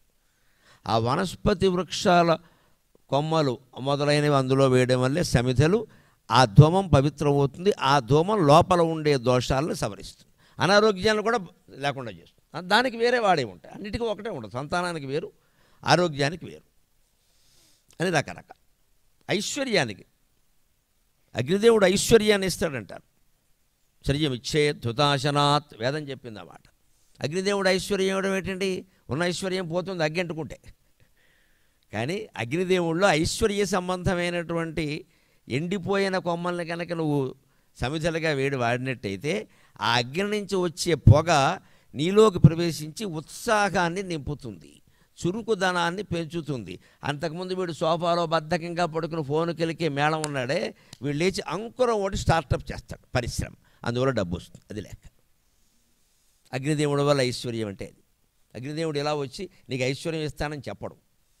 ఆ అగ్నిదేవుడు అగ్ని సంబంధమైనటువంటి యజ్ఞం నువ్వు చేయడం వల్ల, అందులో వాడినటువంటి ఔషధాల పొగ నువ్వు పీల్చడం వల్ల ఇదివరకు నీలో ఉండే బద్ధకం ఉంటుంది, అది పోతుంది. కొంతమందికి ఉంటుంది ఆ బద్ధకం. చదువుతాడు, బాగా చదువుకుంటాడు, ఏ పని చేయడు.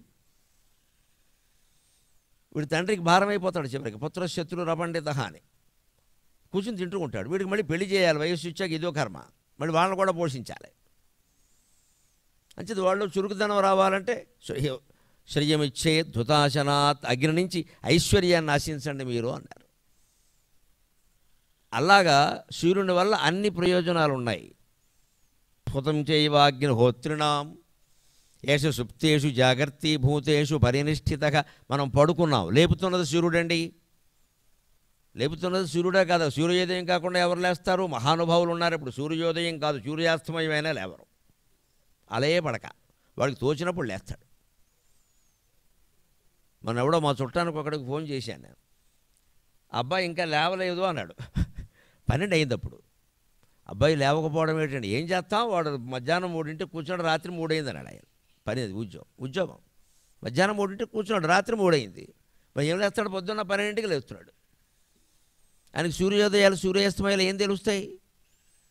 కానీ లేపుతున్నదెవడు? సూర్యభగవానుడు.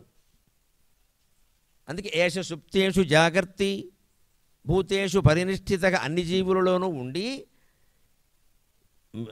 పడుకున్న వాళ్ళని మేలుకొలుపుతున్నాడు. అందుకే సూర్యునికి 4 భార్యలు. చట్టం ప్రకారం నేలం, బహుభార్యత్వం హిందూ సమాజంలో కూడా పనికిరాదు. వాడు భార్యలు కాదు, మీరు ఆలోచిస్తే తెలుస్తుంది. పద్మిని ఛాయోషా సమేత శ్రీ సూర్యనారాయణ ఎవరి పద్మిని, ఎవరి ఛాయ, ఎవరి ఉష? సంజ్ఞా పద్మిని ఛాయోషా సమేత. సంజ్ఞ అంటే మేలుకొలుపు. అందరినీ మేలుకొలపడం ఆయనకి భార్యగా చెప్పారు. అందరినీ మేలుకొలిపేది. పద్మిని సూర్యకిరణాలు పడగానే పద్మం వికసిస్తుంది. భార్యాభర్తలు ఒకరి ముఖం చూడగానే ఇంకొకరి ముఖం వికసించాలి. ఏడుపు కొట్టేవాడు ఎప్పుడు పోతాడు రా అన్నట్టుగా ఉండకూడదు. ఆదివారం వస్తే సుఖంగా ఉంటామని భార్య అనుకుంటోంది అంటే ఆ భర్త పనికిరాని వాడని అర్థం. వాడి ఇంట్లో తినగా ఉండలేదన్నమాట. అమ్మయ్య ఆదివారం వస్తే బాగుండు, చచ్చిపోతున్నాం ఆదివారం వస్తే. ఆదివారం కూడా ఆఫీస్ పెట్టేస్తే బాగుండు అంటే ఈయన ఆవిడని ఎలా చూస్తున్నాడో తెలుస్తుంది. ఇంటికి వెళ్ళడానికి చాలా చికాగ్గా ఉందని ఈ భర్త అంటున్నాడంటే ఆవిడ ఎలా ఉంటుందో తెలిసిపోతుంది. ఏదైనా అంతే, ఇంటికి వెళ్ళాలన్న ఉత్సాహం ఈయనకు ఉండాలి. ఆదివారం సెలవు కదా కాస్త ఇంట్లో ఉంటారన్న సంతోషం ఆవిడకు ఉండాలి. లేదంటే అది దెబ్బతిందనమాట. అంచేది పద్మిని, సూర్యుని కిరణాలకు పద్మం వికసిస్తుంది. అలాగే మన జీవితాలు కూడా మన కుటుంబ సభ్యులు మన వల్ల వికసించాలి. ఛాయ, సూర్యుని కారణంగానే నీడ ఏర్పడుతుంది.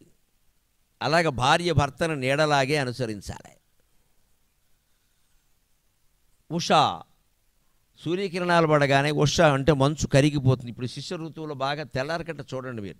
ఇప్పుడు కూర్చున్నారు, ఇప్పుడే కష్టం. మీరు తెల్లారకట్ట 4ంటికి వచ్చి కూర్చోండి, పొద్దున్నే జలుబు దగ్గు ఖాయం. అంత విపరీతంగా మంచు కురుస్తుంది. ఆ మంచు అంతా సూర్యకిరణాలు పడగానే కరిగిపోతుంది. భర్త కనిపించగానే భార్య హృదయం కరగాలది పతివ్రత ధర్మం. అందుకని ఈ 4 భార్యల్లో ఉండే లక్షణాలు కాబట్టి మన సంప్రదాయంలో సౌజ్ఞ, పద్మిని, ఛాయ, ఉష 4 ఆయన భార్యలు. అంతేగాని ఈ 4 పెట్టి క్యాటరింగ్ పెట్టి కళ్యాణ మండపంలో పెళ్లి చేసుకున్నాడు కాదు సూర్యనారాయణమూర్తి. ఈ గోళాలు వీటి వెనకాల వీటి భార్యలు, చంద్రుడు భార్యలు, నక్షత్రాలు అర్థం చేసుకోవాలి. దాన్ని 27 మందిని ఎవరు చేసుకుంటారండి? ఒకరితో చస్తున్నాం ఇక్కడ 27 మంది. గ్యాస్ కార్డులు, ఆధార్ కార్డులు ఎక్కడి నుంచి వస్తాయి? ఎవడు చేసుకుంటాడు 27 మంది? చంద్రుడికి ఏం బుద్ధి లేదు. పైగా సగం ఒకలా ఉంటాడు, సగం ఒకలా ఉంటాడు. ఆయన శుక్లపక్షంలో ఒకలా ఉంటాడు, కృష్ణపక్షంలో ఒకలా ఉంటాడు. 27 మందిని చేసుకుని ఏం చేస్తాడో? ఎన్ని సాఫ్ట్వేర్ ఉద్యోగాలు చేసినా ఎంత ప్యాకేజీ ఉన్నా సరిపోదు. అవన్నీ కాదు. నక్షత్రాలకి ఆయన అధిపతి. ఒక్కో నక్షత్రం ఆయనకి దగ్గరగా ఉంటుంది. ఏ రోజు ఏ నక్షత్రం ఉంటే అది ఉంటుంది అంతే ఖచ్చితంగా. భరణి నక్షత్రం అన్నారు, ఇవాళ ఉందనుకోండి భరణి ఉంది అంతే లెక్క. అలాగా సూర్యుడు అన్ని జీవులలో ఉండి అందరినీ మేలుకొల్పుతున్నాడు. ఏష చైవ అగ్నిహోత్రం చ ఫలం చైవ అగ్నిహోత్రునాం. యజ్ఞంలో మీరు చూసే అగ్నిహోత్రుడు ఉన్నాడే, అగ్ని వెలగడానికి మూల కారణం సూర్యుడు. ఎందుకంటే వేదంలోనే ఉంటుంది, పగలంతా సూర్యుడు ప్రకాశించి సాయం వేళ ఆ కాంతిని అగ్నిలో దాచి పెడతాట. నువ్వు ప్రకాశించవయ్యా నా బదులని. అంచేది అగ్నికి తేజస్సు రావడానికి, చంద్రుడికి తేజస్సు రావడానికి కూడా సూర్యుడే కారణం. చంద్రుడు స్వయం ప్రకాశకం కాదు, అందరికీ తెలుసు. సూర్యకాంతి పడుతోంది కానీ చంద్రుడి నుంచి వేడిమి రావట్లేదు, వెన్నెల వస్తోంది. అంచేత మన మీద ఎవరి ప్రభావం ఉన్నా, ఎంత పెద్ద గురువులు మనకున్నా, ఎన్ని పుస్తకాలు మనం చదివినా, మన లోపల మన మనస్సు ఎలా ఉందో దాన్ని బట్టే ఉత్పత్తి ఉంటుంది. నీకు మా గురువుగారు చాలా గొప్పవారండి, నువ్వు ఇది ఏమిటో చెప్పరాదా? ఎందుకు వచ్చిన గొడవ ఇది? చెట్టు పేరు చెప్పుకొని కాయలు అమ్ముకోవడం అని. అస్సలు ఆయన మంత్రోపదేశం చేస్తేనండి ఇంక తిరుగు లేదు. నువ్వు ఆ జపం చేయాలి కదా, ఆయన చేస్తే ఉపయోగం ఏంటి? సాక్షాత్ శంకరాచార్య వచ్చి నీకు ఉపదేశం చేసినా నువ్వు ఆ జపం చేయకపోతే ఏమీ ఫలించదు. మనం అది నమ్మకం. అంతే మన మీద మనకు బద్ధకం. అందుకని గురువుల మీద, దేవుళ్ళ మీద, ఇతరుల మీద ఆధారపడి నేను అసలు ఏకాదశి నాడు మొదలెట్టాను, నువ్వు పేకాదశి నాడు మొదలెట్టినా ఒకటే, నీ బుద్ధి సరైంది కాను. నువ్వు మొదలెట్టిన రోజును బట్టి, ఉపదేశం చేసిన గురువును బట్టి దాని ఫలితాలు ఉండవు. నీ సాధనను బట్టే ఉంటాయి ఖచ్చితంగా. నీ సాధన బాగా లేకపోతే గురువులు ఎవరు ఏం చేయలేరు. గురువు ఎంతవరకు అంటే దారి చూపించేవరకే, దారిలో నడవలసింది నువ్వే కదా. దారిలో కూడా ఆయనే నువ్వు నడవయ్యా నన్ను ఎత్తుకుంటే ఎంతకాలం ఎత్తుకుంటాడు? అంచేత సూర్యనారాయణమూర్తి గురువే. ఎటువంటి గురువు అంటే మన మీద ఆయన మనం పూర్తి భారం వహించడం. నువ్వు నడవరా అబ్బాయి, నేను చూపిస్తున్నా, దారి చూపిస్తున్నానుగా. ఏష చైవ అగ్నిహోత్రం చ ఫలం చైవ అగ్నిహోత్రునాం. అన్ని రకాల అగ్నిహోత్రాలకి తేజస్సు ఇచ్చేది ఆయన, చంద్రుడికి తేజస్సు ఇచ్చేది ఆయన. తేజస్సు తీసుకున్న అగ్నిలా మండుతున్నాడు, అగ్ని స్వభావం అది. తేజస్సు తీసుకున్న చంద్రుడు చల్లని వెన్నెల కురిపిస్తున్నాడు, ఆయన స్వభావం అది. ఆవు గడ్డి తింటుంది, పాలు ఇస్తుంది, ఆ పాలు పాము తాగుతుంది, విషం గక్కుతుంది. తేడా ఎక్కడుంది? పదార్థంలో లేదు, తిన్న మనిషిలో ఉంది. తిన్న మనిషిలో ఉంది. ఆవు గడ్డి తింటుంది, గడ్డి పనికిమాలిన పదార్థం, కానీ అది పాలు ఇస్తోంది. పాత్ర విభోగోస్తి ధేను పన్నగజోరివ క్షీరాత్ తృణాత్ సంజాయతే క్షీరం క్షీరాత్ సంజాయతే విషం అంటారు సుభాషితంలో. పాత్ర వివేకాలు ఉంటాయి మనుషుల్ని. అందరికీ ఒకలాగే ఒకే ఆహారం పెట్టినా తల్లి ఆ బుద్ధులు ఒకలా ఉంటాయని చెప్పలేము. వాడి బుద్ధిని బట్టి వాడు ఆహారం ఉపయోగించుకుంటాడు. గురువు అందరికీ ఒకలాగే చదువు చెప్పినా అందరికీ సరిగ్గా వస్తుందని చెప్పలేము. వాడి బుద్ధి గ్రహించడాన్ని బట్టి ఉంటుంది అది. ఓ డ్రాయింగ్ మాస్టర్ ఉంటాడు, అందరికీ డ్రాయింగ్ సమానంగానే నేర్పుతాడు. అందులో ఒక ఇద్దరు శిష్యులు గొప్ప బాపు అంత చిత్రకారులు అవుతారు, మిగిలిన వాళ్ళు స్కేల్ అడితే కూడా సరిగ్గా గీలేరు. దానికి మాస్టర్ని అంటే అలాగే వీడి కర్మ. వీడు సరిగ్గా నేర్చుకోలేదు, ఆయన అందరికీ బాగానే నేర్పాడు. వేదాశ్చక్రతవశ్చైవ క్రతూనాం ఫలమేవ చ యాని కృత్యాని లోకేషు సర్వేషు పరమః ప్రభుః. వేదాలు, క్రతువులు, క్రతూనాం ఫలమేవ చ, ఆ క్రతువులకి మళ్ళీ ఫలం, ఇవన్నీ కూడా సూర్యనారాయణమూర్తి దయవల్లే మనకు వస్తున్నాయి. యాని కృత్యాని లోకేషు సర్వేషు పరమః ప్రభుః. ఏ ఏ పనులు లోకంలో జరుగుతున్నా సూర్యనారాయణమూర్తే కారణం. ఆ సూర్యుడిని ప్రజ్వలింపజేసేది, ఆయన అనుగ్రహాన్ని మన మీద కురిసేలా చేసేదే ఆరోగ్య భాస్కరుని అనుగ్రహం, సౌరయాగం. ముఖ్యంగా ఆరోగ్యం బాగుండాలంటే వర్షం కురవాలి. అందులో మన దేశంలో వర్షాలు ఎక్కువ కురవాలని మనం కోరుకోవాలి. మనది అసలు ఉష్ణ దేశం అది. అందుకే మన వేషధారణ కూడా కాస్త అవయవాలన్నిటికీ గాలి తగిలేలా ఉండాలి. బిగించేటువంటి జీన్స్ ప్యాంట్లు ఇవన్నీ ఇక్కడ పనికిరావు, అసలు గాలి తగలదు. అంతకంటే ఏం లేదు. అమెరికాలో మనకొస్తుంది, లండన్లో మనకొస్తుంది, ప్యారిస్లో మనకొస్తుంది, ఇండియాలో పనికిరాదు. ఇండియాలో ఎంతసేపు కాస్త కాటన్ జీన్స్ అంటారు, జీన్స్లోనే కాటన్ జీన్స్ ఉన్నాయి, కాస్త పలచగా ఉంటాయి, అవి వేసుకోవాలి. పంచి కట్టుకుంటే మరీ మంచిది, గొడవ లేదు, సుఖంగా ఉంటుంది. అంటే ఈ దేశాన్ని బట్టి వాతావరణాన్ని బట్టి కదా.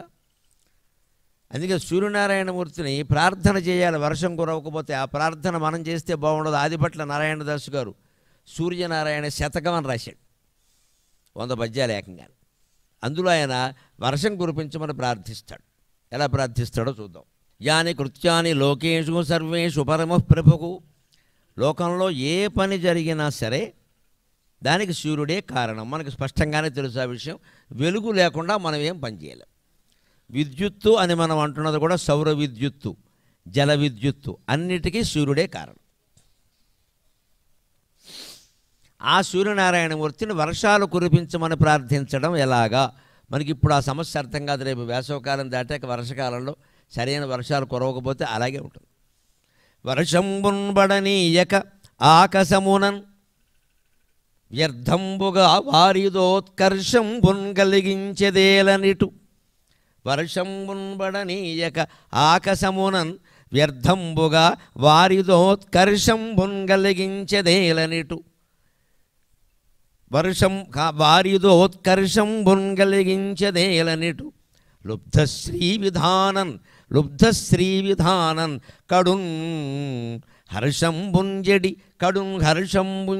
ప్రాణులెండెడి త్వరన్ రక్షింపుమో తండ్రి. బ్రహ్మర్షి ప్రస్తవనీయమాన కరుణాఢ్య సూర్యనారాయణ.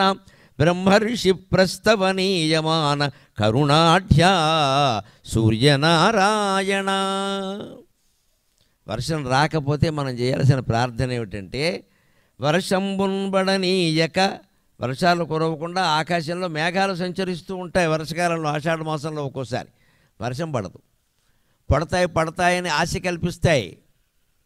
బాధలు అంటూ ఎదురు చూస్తాం. మన బాధలు దానికి అర్థం కావు, అది వెళ్ళిపోతుంది. అప్పుడు చెప్పాడు సరిగ్గా ఈ పద్యం. ఆకాశమునను వ్యర్థంబుగా వారిదోత్కర్షంబున్ కలిగించెదేలనిటు.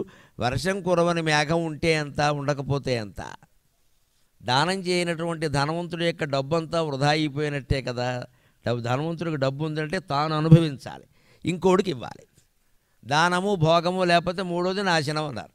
దానము భోగము నాశము 3 స్థితులు ధనానికి. దానము భోగము 2 లేవంటే నాశం ఖాయం. అంటే మనకి డబ్బు ఉందంటే మొదటి ప్రయోజనం మనం అనుభవించాలి, రెండోది ఎదుటి వాళ్ళకి కూడా అవసరమైన వాళ్ళకి ఇవ్వాలి. ఈ 2 కాకుండా ఊరికే కోటి మీద కోటి దాచిపెట్టామనుకో, ఆ కోట్లు అలాగే ఉంటే వీడు పోతాడు. పైగా ఆ కోటి మీద బెంగతోనే పోతాడు. వీడు పోయడానికి 4 కూడా దొరకరు.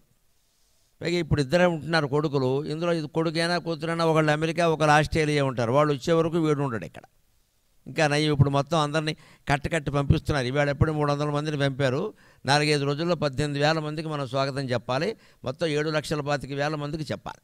నేను అప్పటి నుంచో మొత్తుకుంటున్నదంతా నిజమైంది. వెళ్ళొద్దురా బాబు అని 10 ఏళ్ళుగా చెబుతున్నాను నేను. వెళ్ళిన వాళ్ళందరినీ ట్రంప్ వారు పంపిస్తున్నారు. మొత్తం ట్రంప్ వాయిద్యాలు పెట్టి పంపిస్తాడు. ఇంకా నయం, మన దేశ ప్రభుత్వం, మన దేశం మంచిది కాబట్టి మేము అందరికీ స్వాగతం చెబుతామని మన కేంద్ర ప్రభుత్వం ప్రకటించిందమ్మా. అది మనం సంతోషించాలి. మా వాళ్ళు మాకు ఎక్కువ కాదు, పంపించండి హాయిగా. ఇతర దేశాల వాళ్ళందరూ మేము అది చేస్తాం రావద్దు, ఎలా వస్తారో చూద్దాం, మీకు సుంకాలు ఏం అనలేదు, పోనీయండి. వాళ్ళు వద్దంటుంటే మనం ఎందుకు ఉండాలి అక్కడ? వచ్చేయండి. ఏదో కలో గంజో తాగి బతుకుతామండి, ఏమైంది? మన వాళ్ళు మనకు బరువా? అక్కడికి వెళ్ళి ఏదో యాతన పడుతున్నారు పాపం. పెట్రోల్ బంకుల్లో పనిచేసి డబ్బులు లేక నానా యాతన. ఎవడొచ్చి పట్టుకుంటాడో తెలియదు. అందుకంటే మన ఇంట్లో మన పక్కన వ్యవసాయం మనం చేసుకోకూడదా? అది నచ్చకాక మనం వెళ్ళింది 10 ఎకరాల పొలం ఉంటుంది. అమెరికా పోతాడు ఎందుకో తెలియదు. ఇక్కడ ఈ 10 ఎకరాల పొలం చేసుకోవచ్చు కదా. అంటే ఎప్పుడు స్వయం సమృద్ధంగా ఉండడం, సెల్ఫ్ సఫిషియెంట్ అంటే మన ఊళ్ళో మనం ఉండాలి. మనిషి నిశ్చింతగా ఉండాలంటే 3 మాటలండి. ఉన్న చోటే ఉండాలి, ఉన్న పని ఏదో చేసుకోవాలి, ఉన్నదాంతోనే సంతృప్తిగా ఉండాలి. అప్పుడే నిశ్చింతగా ఉంటాడు. ఉన్న చోటే ఉండు, ఉన్న పని ఏదో చేసుకో, ఉన్నదాంతోనే సంతృప్తిగా ఉండు. ఇక్కడి నుంచి ఎక్కడికో పోతావు, అక్కడి నుంచి ఎక్కడికో పోతావు, ఇంక స్వర్గానికి వెళ్ళే వరకు ఎక్కడొక్కడికి పోతూనే ఉంటాడు వీడు. అది ఇవాళ రుజువైపోయింది. మీరు ఎక్కడికి వెళ్ళినా సుఖం లేదు. ఎంత మనం ప్రపంచమంతా ఒకటే వసుదేవ కుటుంబం, ఈ వంకర మాటలను, విశాలమైన మాటలను విని చెప్పినా ఎవడూ చేయడమ్మా. జాతీయవాదమే పనిచేస్తోంది ప్రపంచం అంతా. గమనించండి దయచేసి, జాతీయవాదమే. Nationalism only lives. మన జాతి మీద మనకు అభిమానం ఉండాలి. మన జాతీయులు మనకి ఏ దేశంలో ఉన్నా వాళ్ళు మన జాతీయులే.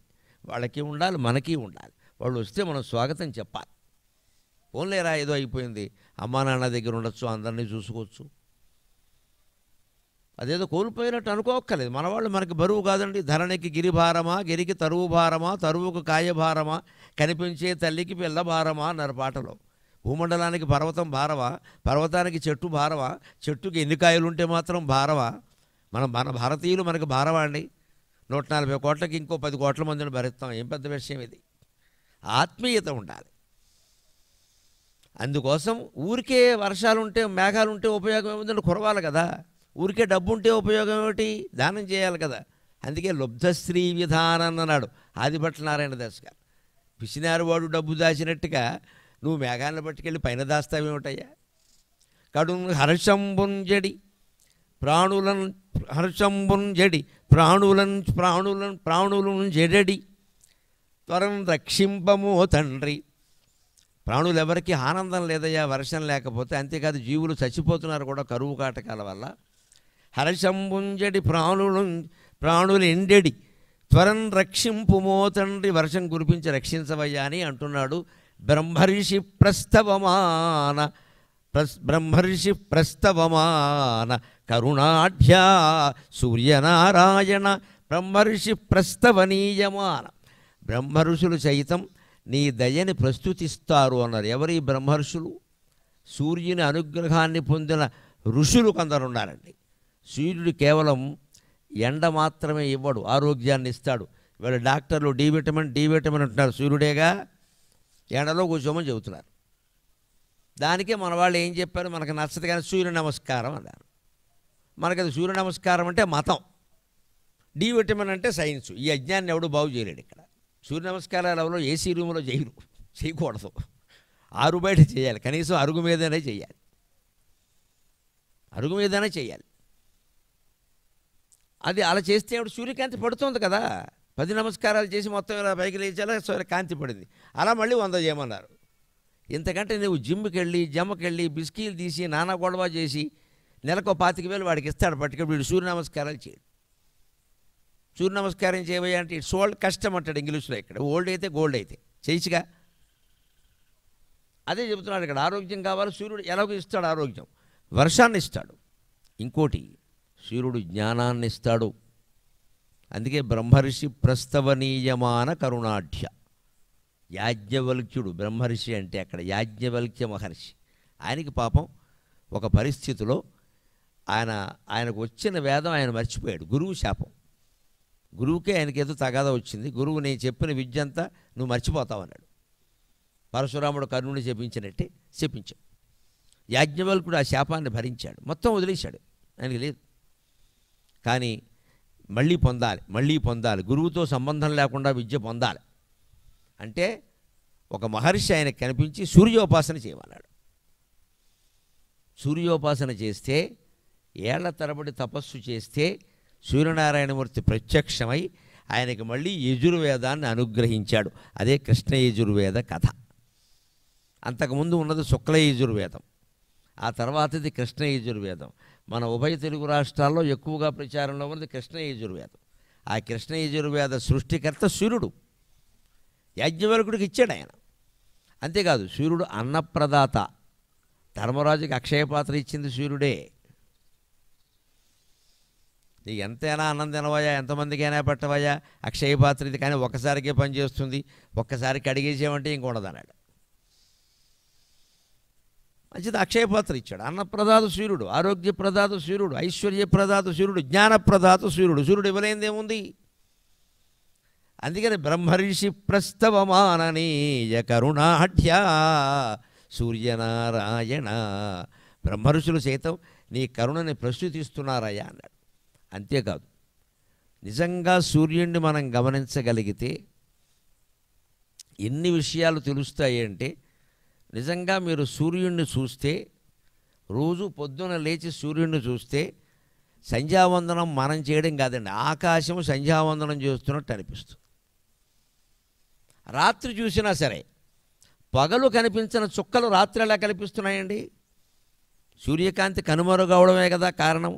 సూర్యకాంతి రాగానే కొన్ని లోకంలో నలుసు కూడా కనపడుతోంది.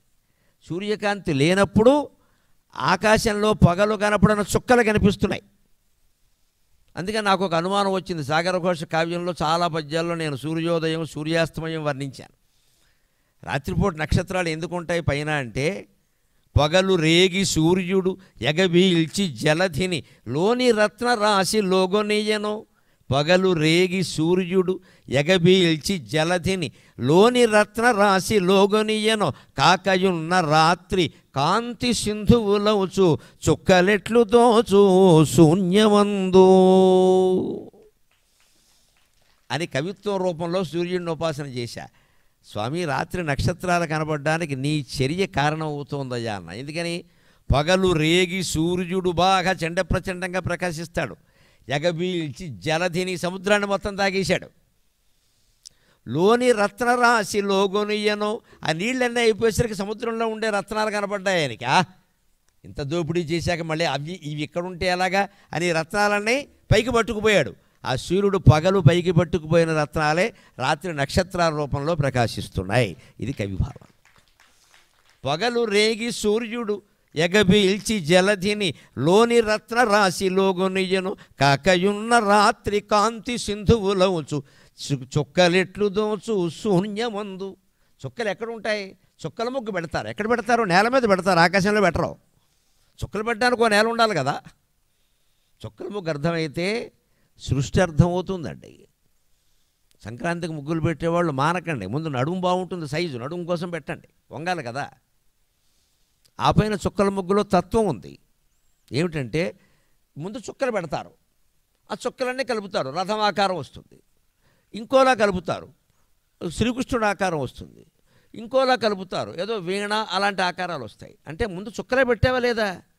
సరిగ్గా అనంతకోటి బ్రహ్మాండ జనని దివ్య విగ్రహ అయినటువంటి అమ్మవారు ఈ సృష్టి ప్రారంభం చేయడానికి ముందు చుక్కలను పెట్టిందమ్మా. ఆ చుక్కలన్నీ కలిపింది ఈ సృష్టి ఏర్పడింది. అంతకంటే ఇది చుక్కల ముగ్గిది.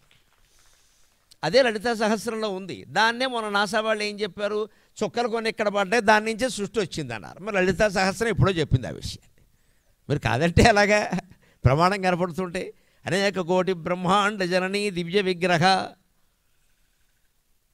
అనేక కోటి బ్రహ్మాండాలన్నీ నీ నుంచి ఏర్పడ్డాయమ్మా. దివ్యమైన శరీరం నీదే అన్నారు. దివ్య విగ్రహం అంటే గుళ్ళో విగ్రహం, దివ్యమైన శరీరం. దివ్యం అంటే ఆకాశం, దివ్య అంటే ఆకాశం. ఆకాశం అంతా నీ శరీరమేనమ్మా అన్నారు. ఆకాశం అంతా ఆవిడ శరీరం కాబట్టి ఆవిడ చెవి కుండల కమలు ఏమిటి? తాటంక యుగడు ఈ పోత తపన ఓడుపమండల. ఒక చెవికమ్మ సూర్యమండలం, ఇంకో చెవికమ్మ చంద్రమండలం. సూర్యుడు చంద్రుడు ఎక్కడ ఉంటారు? ఆకాశంలో ఉంటారు, మన ఇంట్లో ఉంటారండి. అయితే అమ్మవారి యొక్క చెవికమ్మలు సూర్యమండలం చంద్రమండలం అంటే ఆకాశం అంతా అమ్మవారే. నక్షత్రాలన్నీ అమ్మవారి ఆభరణాలే. తారాకాంతి తిరస్కారి నాసాభరణ భాసుర. అమ్మవారి ముక్కుముడికి ఎలా ఉంది అంటే నక్షత్రకాంతిని తిరస్కరించే విధంగా ఉంది. దాన్ని ఇంకా అందంగా చెబుతాడు శ్యామలా దండకంలో కాళిదాసు చెబుతాడు. శ్వేత బిందుల సత్పాల లావణ్య నిశ్చింత సందోహ సందేహ కృన్ నాసికా మౌక్తికే సర్వమంత్ర ఆత్మికే కాళికే. అమ్మవారి యొక్క పాలభాగంలో ఉండే సౌందర్యం ఉందే, ఆవిడేదో కష్టపడి పని చేసింది కైలాసంలో. ఒకసారి అప్పుడప్పుడు పని మనుషులు రారు కైలాసంలో కూడా. పని మనిషి రాలేదు.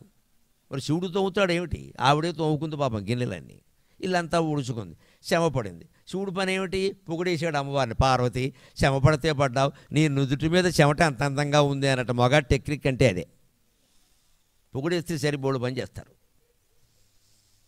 అందుకని పార్వతి నుదుటి మీద చెమట బిందువులు ఎంత అందంగా ఉన్నాడు, చాలండి సచ్చి చెడి పని చేస్తుంటే ఇక్కడ అందంట అని ఏదో అంది ఆవిడ. అప్పుడు ఆ దృశ్యాన్ని కాళిదాసు ఊహించాడమ్మా. కవి అంటే అది. స్వేద బిందువుల సత్పాల లావణ్య నిశ్చంద సంతోష సందేహ నాసికామౌక్తికే. అప్పుడు అమ్మవారి నుదుటి మీద పట్టిన చెమట ఉందే, ఆ చెమట ఇలా ముక్కుకుండా కిందికి జారిందిట, ముక్కు మించేలాగా చెమట బిందువులు జారుతాయి కదా. మరి ఇలా మనకి చెమట పట్టినప్పుడు జారుతాయి, వాన కురిచినా కూడా ఇక్కడ పడితే ఇలా జారుతాయి. ఆవిడ సౌందర్య చెమట బిందువులు జారేట, చెమటతో పాటు ఆ నుదుటి భాగం సౌందర్యం కూడా జారిందిట. అమ్మవారి అవయవాలు ప్రతిదీ అందంగానే, ఆవిడ సౌందర్య లహరి, ప్రతి అవయవం అందంగానే ఉంటుంది. అందుకని ఒట్టి చెమట జారలేదుట, ఆవిడ సౌందర్యం కూడా బిందువుల రూపంలో జారి ఇక్కడ ఆగిపోయిందట. అది కవిత్వంలో హేతువు, లాజిక్. ఎప్పుడు కవిత్వంలో ఊహ ఎంత ఉంటుందో లాజిక్ అంత ఉండాలి. తర్కం లేని ఊహ పనికిరాదు, ఊహ లేని తర్కం ఉపయోగం లేదు. మనం ఊహించచ్చు ఏదైనా సరే, కానీ దానికి ఒక తర్కం ఉండాలి. ఇందాక చెప్పిన పద్యంలో నేను సాగరకోశలో ఏం చేశాను, లేకపోతే శూన్యంలో చుక్కలు ఎలా పడతాయండి? శూన్యం కదా ఆకాశం, శూన్యంలో చుక్కలు ఎందుకు? అక్కడికి ఎవరో పట్టుకెళ్ళి ఆ చుక్కల్ని చేర్చి ఉండాలి.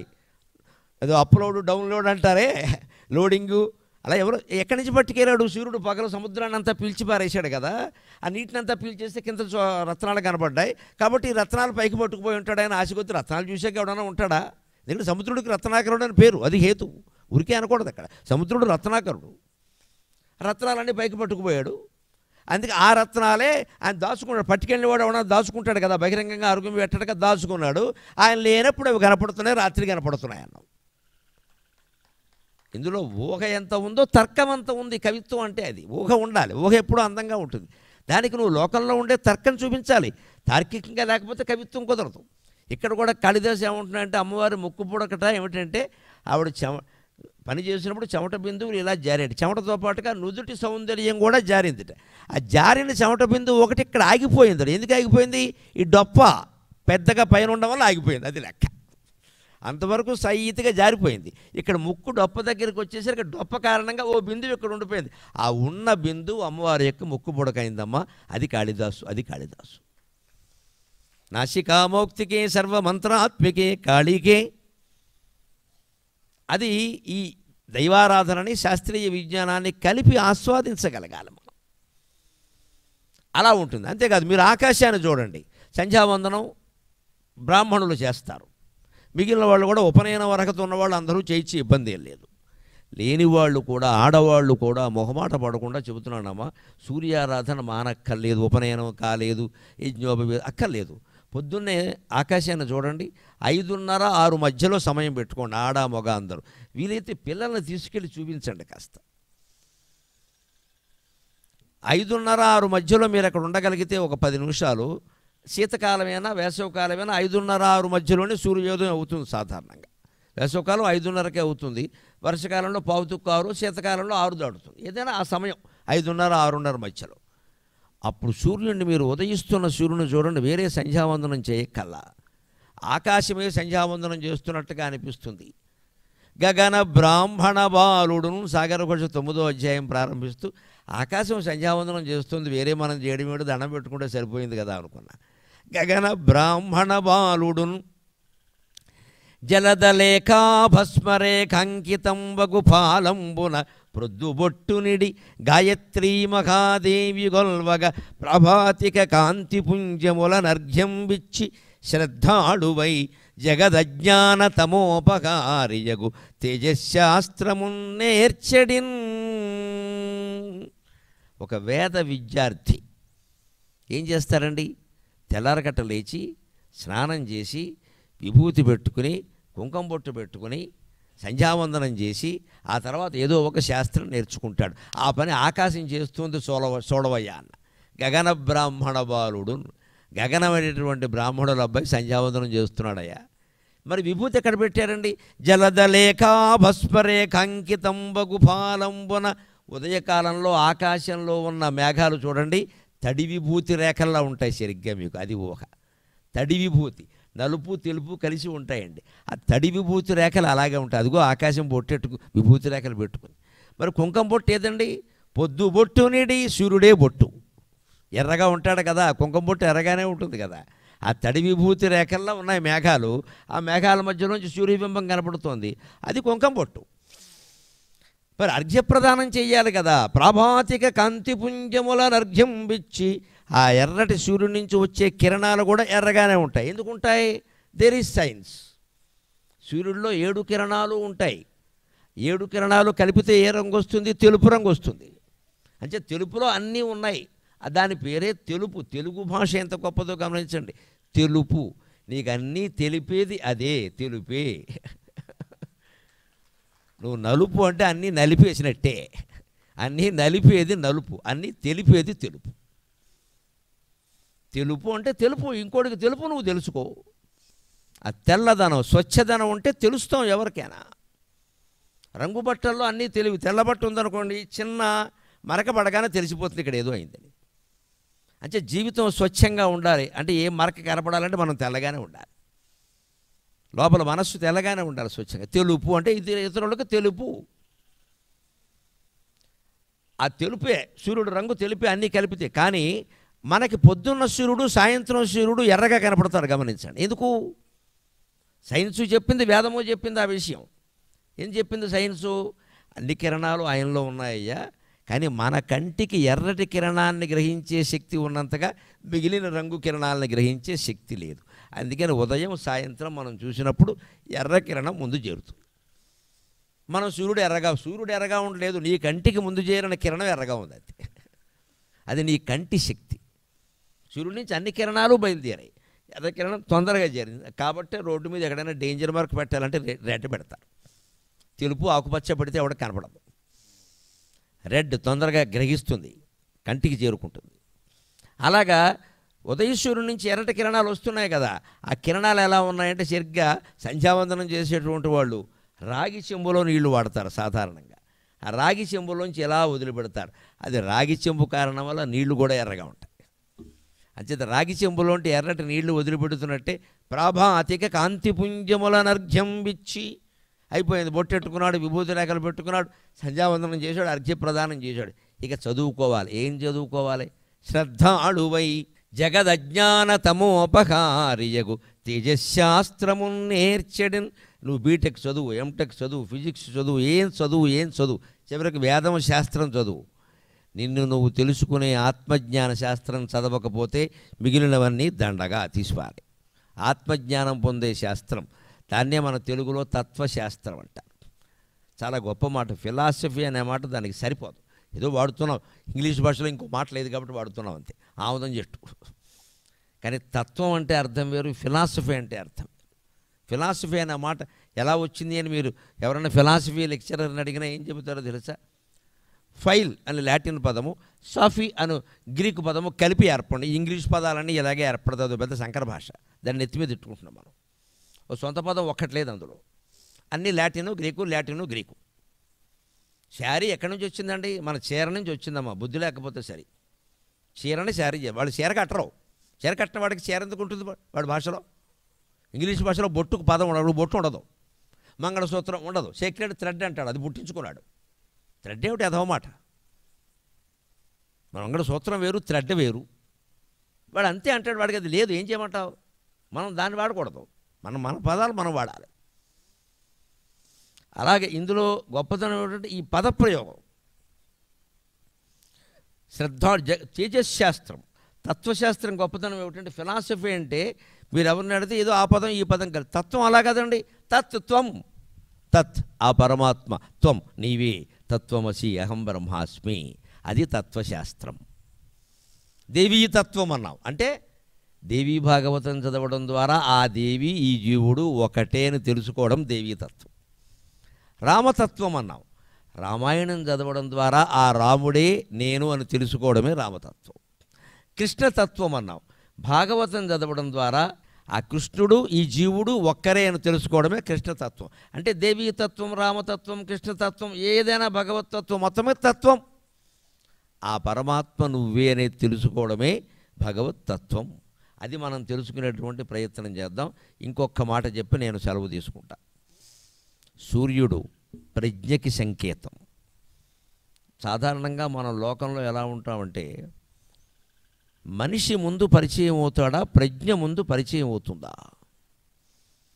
మనిషి ముందు పరిచయం కాకూడదండి, ప్రజ్ఞ ముందు పరిచయం కావాలి. ఒక పెద్ద గొప్ప ప్రముఖుడైన వ్యక్తికి ఒక కొడుకో కూతురుగానో మనం పుట్టామనుకోండి, మన ఎవరైనా ఎలా పరిచయం చేస్తారు? వాళ్ళ అబ్బాయి అండి, వాళ్ళ అమ్మాయి. అంటే నీ ప్రతిభ ఏం లేదు ఇక్కడ, వాళ్ళ అబ్బాయి నువ్వు అంతే, జీరో. మరి ఆయన అంత కష్టపడి ఆ పైకి వచ్చిన ఆయన పరిచయం చేసి ఫలానా వాళ్ళ అబ్బాయి అనరు, ఆయన ఫలానా రంగంలో చాలా గొప్పవాడు. అంటే ఆయన ప్రతిభ ముందు పరిచయం అయింది, తర్వాత మనిషి పరిచయం అయ్యాడు. ఈ కొడుకు దగ్గరికో కూతురు దగ్గరికో వచ్చేసరికి మనిషి ముందు పరిచయం అయ్యాడు, తర్వాత ప్రతిభ ఉందో లేదో, ఉంటే ఉంటుంది లేకపోతే లేదు. కానీ సూర్యుడు ఏం చెబుతున్నాడో చూడండి, సూర్య కిరణాలు ముందు కనపడతాయి, సూర్యుడు తర్వాత కనపడతాడు, అది విశేషం. అక్కడ సూర్యుడు ముందు కనపడడు, చచ్చూరుకుంటాం కనపడతాయి, మబ్బుల్లోంచి మధ్యలోంచి చీకటిలోంచి కూడా కిరణాలు వచ్చేస్తూ ఉంటాయి. కిరణాలు ముందు కనపడతాయి, సూర్యుడు ముందు తర్వాత కనపడతాడు. ధిషణాదీప్తి నిజోపి సాగర ఘోష కావ్యంలో దాని మీద మానవులకు ఒక సందేశం అందిద్దామని ప్రయత్నం చేశాను, దాంతో సెలవు తీసుకుందాం. ధిషణాదీప్తిని చూపి ఆపైన వ్యక్తించూపుచో వాని సేముషి లోకంబులు గెల్వజాలడి నిజంబున్ చూపుచున్. ధిషణాదీప్తిని చూపి ఆపైన వ్యక్తించూపుచో వాని సేముషి లోకంబులు గెల్వజాలడి నిజంబున్ చూపుచున్. భానుడా ఉష చిత్తమ్ము కరంగగా ఉదితుడై, భానుడా ఉష చిత్తమ్ము కరంగగా ఉదితుడై ఒక్కొక్క కొండెక్కుచున్ ఋషిమార్గంబున సాగుచుండే, ఋషిమార్గంబున సాగుచుండే జడతా హేమంతమంతమ్ముగా. హేమంత ఋతువు వెళ్ళిపోయింది, హేమంతం వణికిస్తుంది, శిశిరం అన్నీ రాల్చేస్తుంది, కానీ వసంతం అన్నిటినీ తెస్తుంది. అది భారతీయ పంచాంగం ఔన్నత్యం. ఏది నువ్వు కోల్పో, 2 నెలలాగు మళ్ళీ వస్తాయి. వచ్చిన వసంతం శాశ్వతం అనుకోక ఆ వసంతాన్ని మన బుద్ధితో పాడు చేసుకుంటే గ్రీష్మం ఎండిపోతుంది, జీవితం అంతా వెంటనే వస్తుంది. అది వసంతం గ్రీష్మం. మనం పచ్చగా ఉన్నప్పుడు మనం పచ్చగా ఉండాలి, ఎదుటి వాళ్ళు పచ్చగా ఉండేలా చూడాలి. వాళ్ళ పచ్చదనాన్ని జరగకూడదామంటే మన పచ్చదనం కూడా పోతుంది. మన వసంతం మన జీవితంలో ఉంది, ఆ వసంతాన్ని 10 మందికి పంచిపెట్టచ్చు. వాళ్ళ వసంతాలను నాశనం చేయకూడదు, చేస్తే నీ బతుకు గ్రీష్మం అయిపోతుంది, వసంతం గ్రీష్మం. అలాగని గ్రీష్మం అయిపోయిందని కంగారు పడకు మిత్రమా, వర్షం తర్వాత వస్తుంది. ఆశావాదం అంతా మన తెలుగు పంచాంగంలో ఉందండి. ప్రపంచంలో ఏ పంచాంగానికి ఈ శక్తి లేదండి. ఇంగ్లీష్ క్యాలెండర్లో అర్థాలు చెప్పండి, what is January, what is February, దిక్కుమాలిన పదాలు అన్నీ ఒకటే. పైగా ఆగస్ట్ అదో కింగ్ పేరు, జూలై జూలియస్ సీజర్ పేరు, వాడు మంచివాడో చెడ్డవాడో. కొన్ని రాజుల పేర్లు ఉన్నాయి, కొన్ని రాజుల భార్యల పేర్లు ఉన్నాయి, కొన్ని వారి ప్రియురాలి పేర్లు కూడా ఉన్నాయి, వాళ్ళ ఇష్టం. మన మాసాలు ఏవి అలా ఉండవండి, మన ఋతువులన్నీ కూడా. ముందు వసంతం ఉంటుంది నీ జీవితంలో, అది శాశ్వతం అనుకో. గ్రీష్మం వస్తుంది, గ్రీష్మానికి కంగారు పడకు, వర్షం వస్తుంది.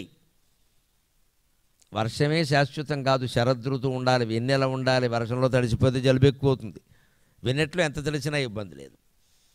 ఈ శరత్తు ఈ వెన్నెల ఎప్పుడూ ఉంటుందని అనుకోవద్దు. మళ్ళీ హేమంతం మంచు కురుస్తుంది, తట్టుకోవాలి. శిశిరం అన్నీ రాలిపోతాయి, తట్టుకోవాలి. కంగారు పడకు, మళ్ళీ వసంతం వస్తుంది. అందుకే మీరు భాష గొప్పదనం గమనించండి. తెలుగు భాష వసంతం, గ్రీష్మం, వర్షం, శరత్తు, హేమంతం, శిశిరం, ఇందులో 3 మాటలు సంవత్సరానికి పర్యాయ పదాలు అయ్యాయి, 3 అవలేదు. వసంతం అంటే వసంత ఋతువు అని ఒక అర్థం, ఆయనకి 60 వసంతాలు నిండాయి, ఏడాది అని ఒక అర్థం. వర్షం అంటే వర్షం కురవడం అని ఒక అర్థం. అతడు షోడశ వర్షప్రాయుడు, 16 ఏళ్ల అబ్బాయి. వర్షం అంటే వయస్సు, వసంతం అంటే వయస్సు, సంవత్సరం అని అర్థం. వసంతం అంటే వసంత ఋతువు, సంవత్సరం. వర్షం అంటే వర్ష ఋతువు, సంవత్సరం. శరత్ అంటే వెన్నెల, శరద్ ఋతువు. జీవంతు శరదాంశతం భావంతు శరదాంశతం. శరత్ అంటే సంవత్సరం. ఈ 3 మాటలే సంవత్సరం ఎందుకు అయ్యాయండి? గ్రీష్మం కానీ, హేమంతం కానీ, శిశిరం కానీ ఋతువులుగానే ఉండిపోయే సంవత్సరం అర్థంలోకి ఎందుకు రాలా? మన ఋషులు పంచాంగాన్ని ఎంత బాగా నిర్మాణం చేశారు అంటే, మానవుడు ఆశావాది, వాడి జీవితంలో ఏడాదంతా వసంతం ఉండాలనుకుంటాడు, ఎప్పుడూ వానలు కురవాలనుకుంటాడు, ఎప్పుడూ శరత్తులో వెన్నెలలు చల్లగా ఉండాలనుకుంటాడు. ఎండిపోవాలని, రాలిపోవాలని, ముడుచుకుపోవాలని కోరుకోడు కదా. అందుకని 3 మాటలనే సంవత్సరానికి పర్యాయ పదాలు చేశారు. ఇది మన తెలుగు పంచాంగం. ఇప్పుడు మనం కొత్త సంవత్సరం జరుపుకోవలసింది ఉగాది నాడా, జనవరి 1 నాడా? జనవరి 1 నాడు ఏదీ మారలేదు, మన గ్రహస్థితి కూడా మారలేదు, ట్యాంక్ బండ్ మారింది అంతే. అదే ఉగాది అనుకోండి, నక్షత్రం మారింది, తిథి మారింది, మాసం మారింది, సంవత్సరం మారింది, అన్నీ మారాయి, నువ్వు ఒక్కడమే మారలేదు. నువ్వు మారాలి, అంత గొప్పగా ఉంటుంది. అంటే దిశనాదీప్తిని చూపి ఆపైన వ్యక్తిని చూపుచో వాని సేముషి లోకంబులు గెలవజాలడి నిజంబును చూపుచును. ముందు ప్రజ్ఞ ప్రదర్శితం కావాలి, యువతరం నేర్చుకోవాలి బాగా. మీరు ఫలానా వారు అబ్బాయి, ఫలానా వారు అమ్మాయి అని చెప్పడం కాదు. నువ్వెవరు అంటే నాకు ఈ కళ ఉందండి, నాకు ఈ ప్రజ్ఞ ఉందండి అని చెప్పగలగాలి. మన ప్రజ్ఞ ముందు ప్రదర్శితమే, తర్వాత మనం ప్రదర్శితమైతే ఆ సేముషి లోకంబులు గెలవజాలడు, ఖచ్చితంగా ప్రజ్ఞావంతుడు లోకాలన్నీ గెలుస్తాడు. ఆ మాట మనకి సూర్యోదయం ద్వారానే తెలుస్తుంది. కిరణాలు ముందు కనిపిస్తున్నాయి, సూర్యుడు తర్వాత కనిపిస్తాడు. పైగా ఈ ప్రజ్ఞ ప్రదర్శన అంతా దేనికి? సూర్యుడు ఏ మార్గంలో వెళ్ళాడు? ఎడారి మార్గంలో కాదమ్మా, ఆకాశ మార్గంలో వెళ్ళాడు. ఋషి మార్గం కొనసాగుచుండే. ఋషి మార్గం అన్నాం ఆకాశాన్ని పనిగట్టుకుని. ఎందుకన్నాము? పద్య కవిత్వంలో గొప్పదనం. నేను పద్యాన్ని ధిషణ అనే షకార ప్రాసతో మొదలుపెట్టాను. 2వ అక్షరం ష. 4 పాదాల్లోనూ షా రావాలి, నా బాధ నాది. అందుకే 4వ పాదం వచ్చేసరికి షా వచ్చే పదం ఏమని చూస్తే నా అదృష్టం కొద్ది ఋషులు కనబడ్డారు. ఋషి మార్గం అని పెట్టాను. ఋషి మార్గం అంటే ఆకాశం. ఋషులు ఎక్కడ సంచరిస్తారు? మన హైదరాబాద్ రోడ్డు మీదకి రారు, ట్రాఫిక్ జామ్ అవుతుంది. ఆకాశంలో సంచరిస్తారు. అంటే ఆకాశానికి మరో పేరు ఋషి మార్గం. మనం కూడా మన జీవితాలని ఎంత వసంతమైనా, ఎంత శరత్తు ఉన్నా, ఎంత వెన్నెల ఉన్నా ఋషి మార్గంలో సాగేలా చెయ్యాలి. అప్పుడు జీవితం సార్థకం అవుతుంది. అలా ఋషి మార్గంలో అందరి జీవితాలు సాగడానికి ఈ ఆరోగ్య భాస్కరుని అనుగ్రహం అనే ప్రసంగం ఏమాత్రం ఉపయోగపడినా నేను ధన్యుణ్ణి. నాకు ఈ 4 మాటలు నేర్పిన మా అమ్మ ధన్యురాలు. స్వస్తి.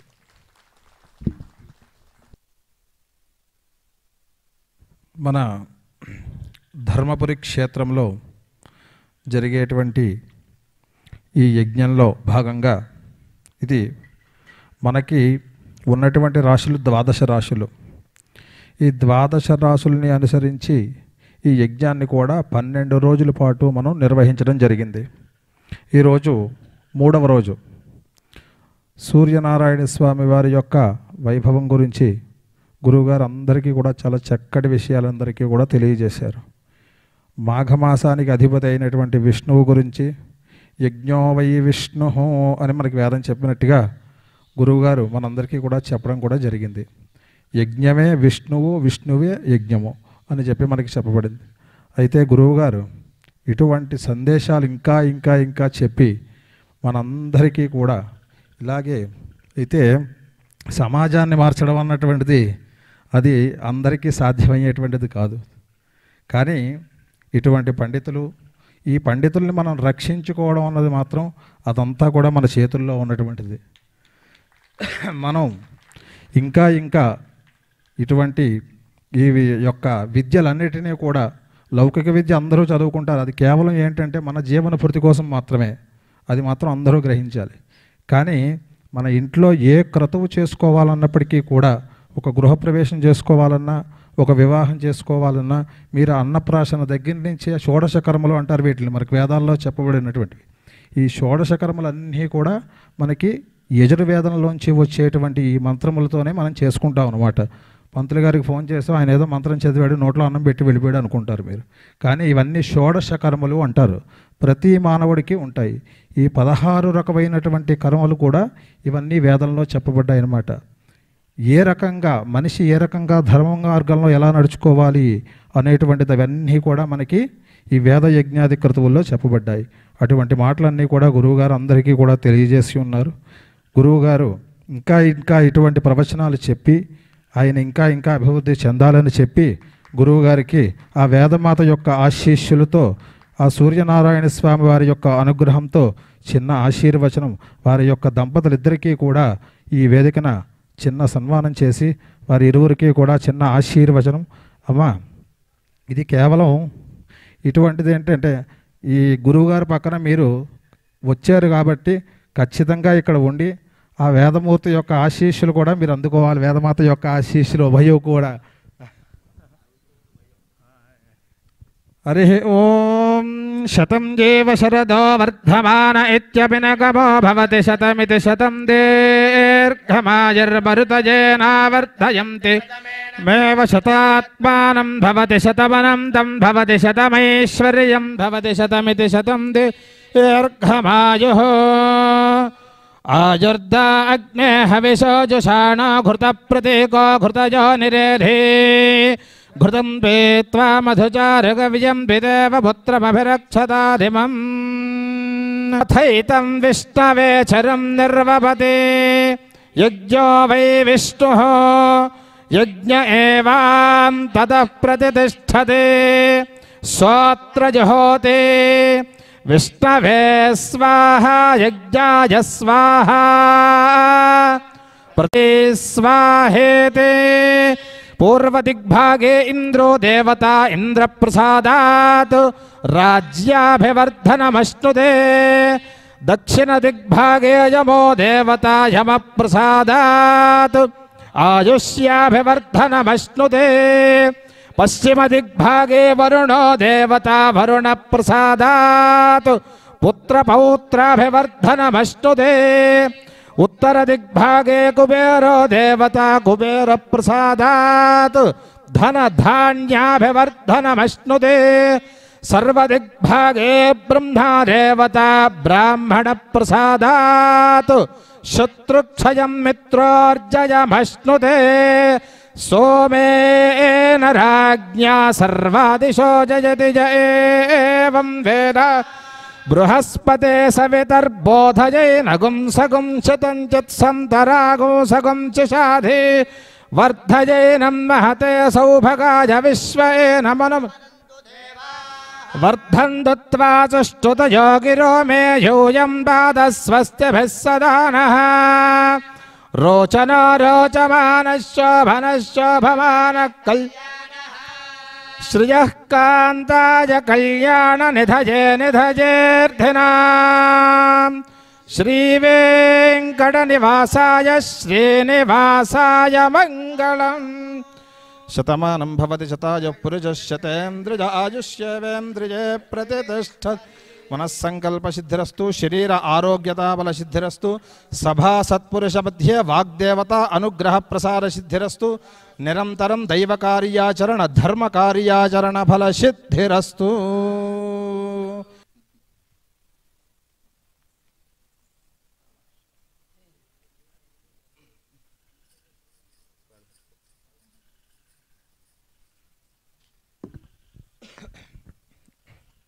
అయితే మాది కాకినాడ గ్రామం, ఆంధ్రప్రదేశ్లో కాకినాడ గ్రామం మాది. అక్కడ కాకినాడ గ్రామంలో సుమారుగా 9 సంవత్సరముల పాటు ఈ సౌరయాగాన్ని మేము నిర్వహించడం జరిగింది. ఈ సంవత్సరం ఈ భాగ్యనగరంలో పెడదామని చెప్పి చాలా దేవాలయాన్ని కూడా చూసాం. ఏ దేవాలయంలో కూడా అక్కడ ఉన్నటువంటి వాతావరణానికి ఎక్కడ కూడా పాజిటివ్నెస్ కనబడలా. కానీ ఆ అమ్మవారి యొక్క అనుగ్రహంతో, ఆ యజ్ఞపురుషుడి యొక్క అనుగ్రహంతో మనకి మియాపూర్ దీప్తి శ్రీనగర్లోని ఈ ధర్మపురి క్షేత్రం అమ్మవారు చూపించిందనమాట. ఇక్కడికి వచ్చినట్టు వెంటనే అమ్మగారితో ఒకసారి మాట్లాడాను. మాట్లాడి అమ్మ ఈ క్షేత్రంలో నాకు ఉన్నటువంటి ఆ వైబ్రేషన్ అంతా ఆవిడకి చెప్పాను అనమాట. అమ్మ అన్ని చోట్లకి అన్ని దేవాలయాలకి వెళ్ళాను, కానీ ఈ క్షేత్రానికి వచ్చిన తర్వాత ఈ క్షేత్రంలో విశేషం ఏంటయ్యా అని గమనించాను నేను. ఈ లలితా సహస్రనామంలో చెప్పబడినట్టుగా క్షేత్రస్వరూప క్షేత్రేషి క్షేత్రజ్ఞపాలిని, ఈ ధర్మపురి క్షేత్రానంతా కూడా అమ్మవారి యొక్క పరిపాలనలో ఉందన్నమాట.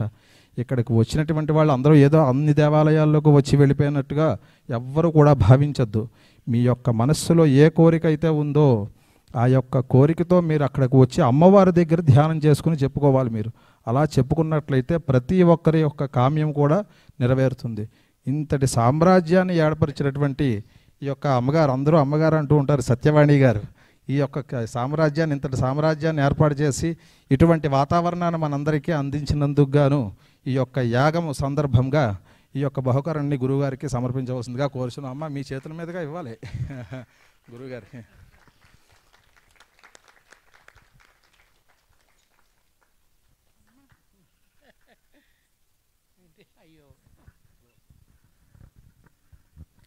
శ్రీమాత్రే నమః. శ్రీ గురుభ్యో నమః. నన్ను మాట్లాడమని అడుగుతారని నేను అనుకోలేదు సడన్గా, కానీ చాలా భావాలు అయితే ఉన్నాయి మనసులో.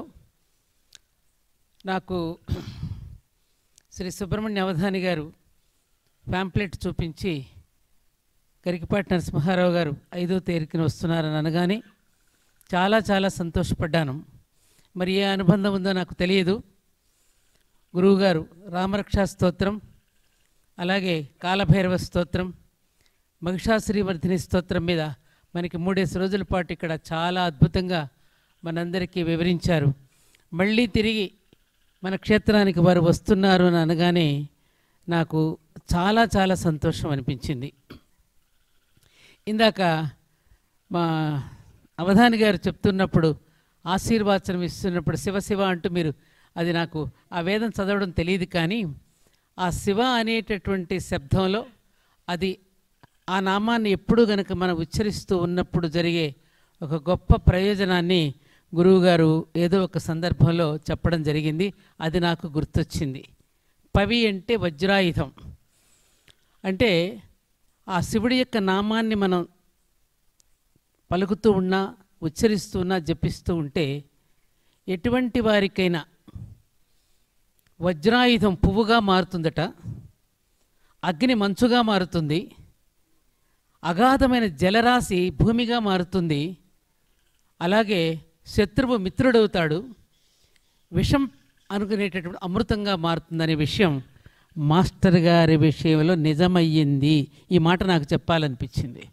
మాస్టర్, మీ విషయంలో వజ్రాయుధం పువ్వుగా మారింది.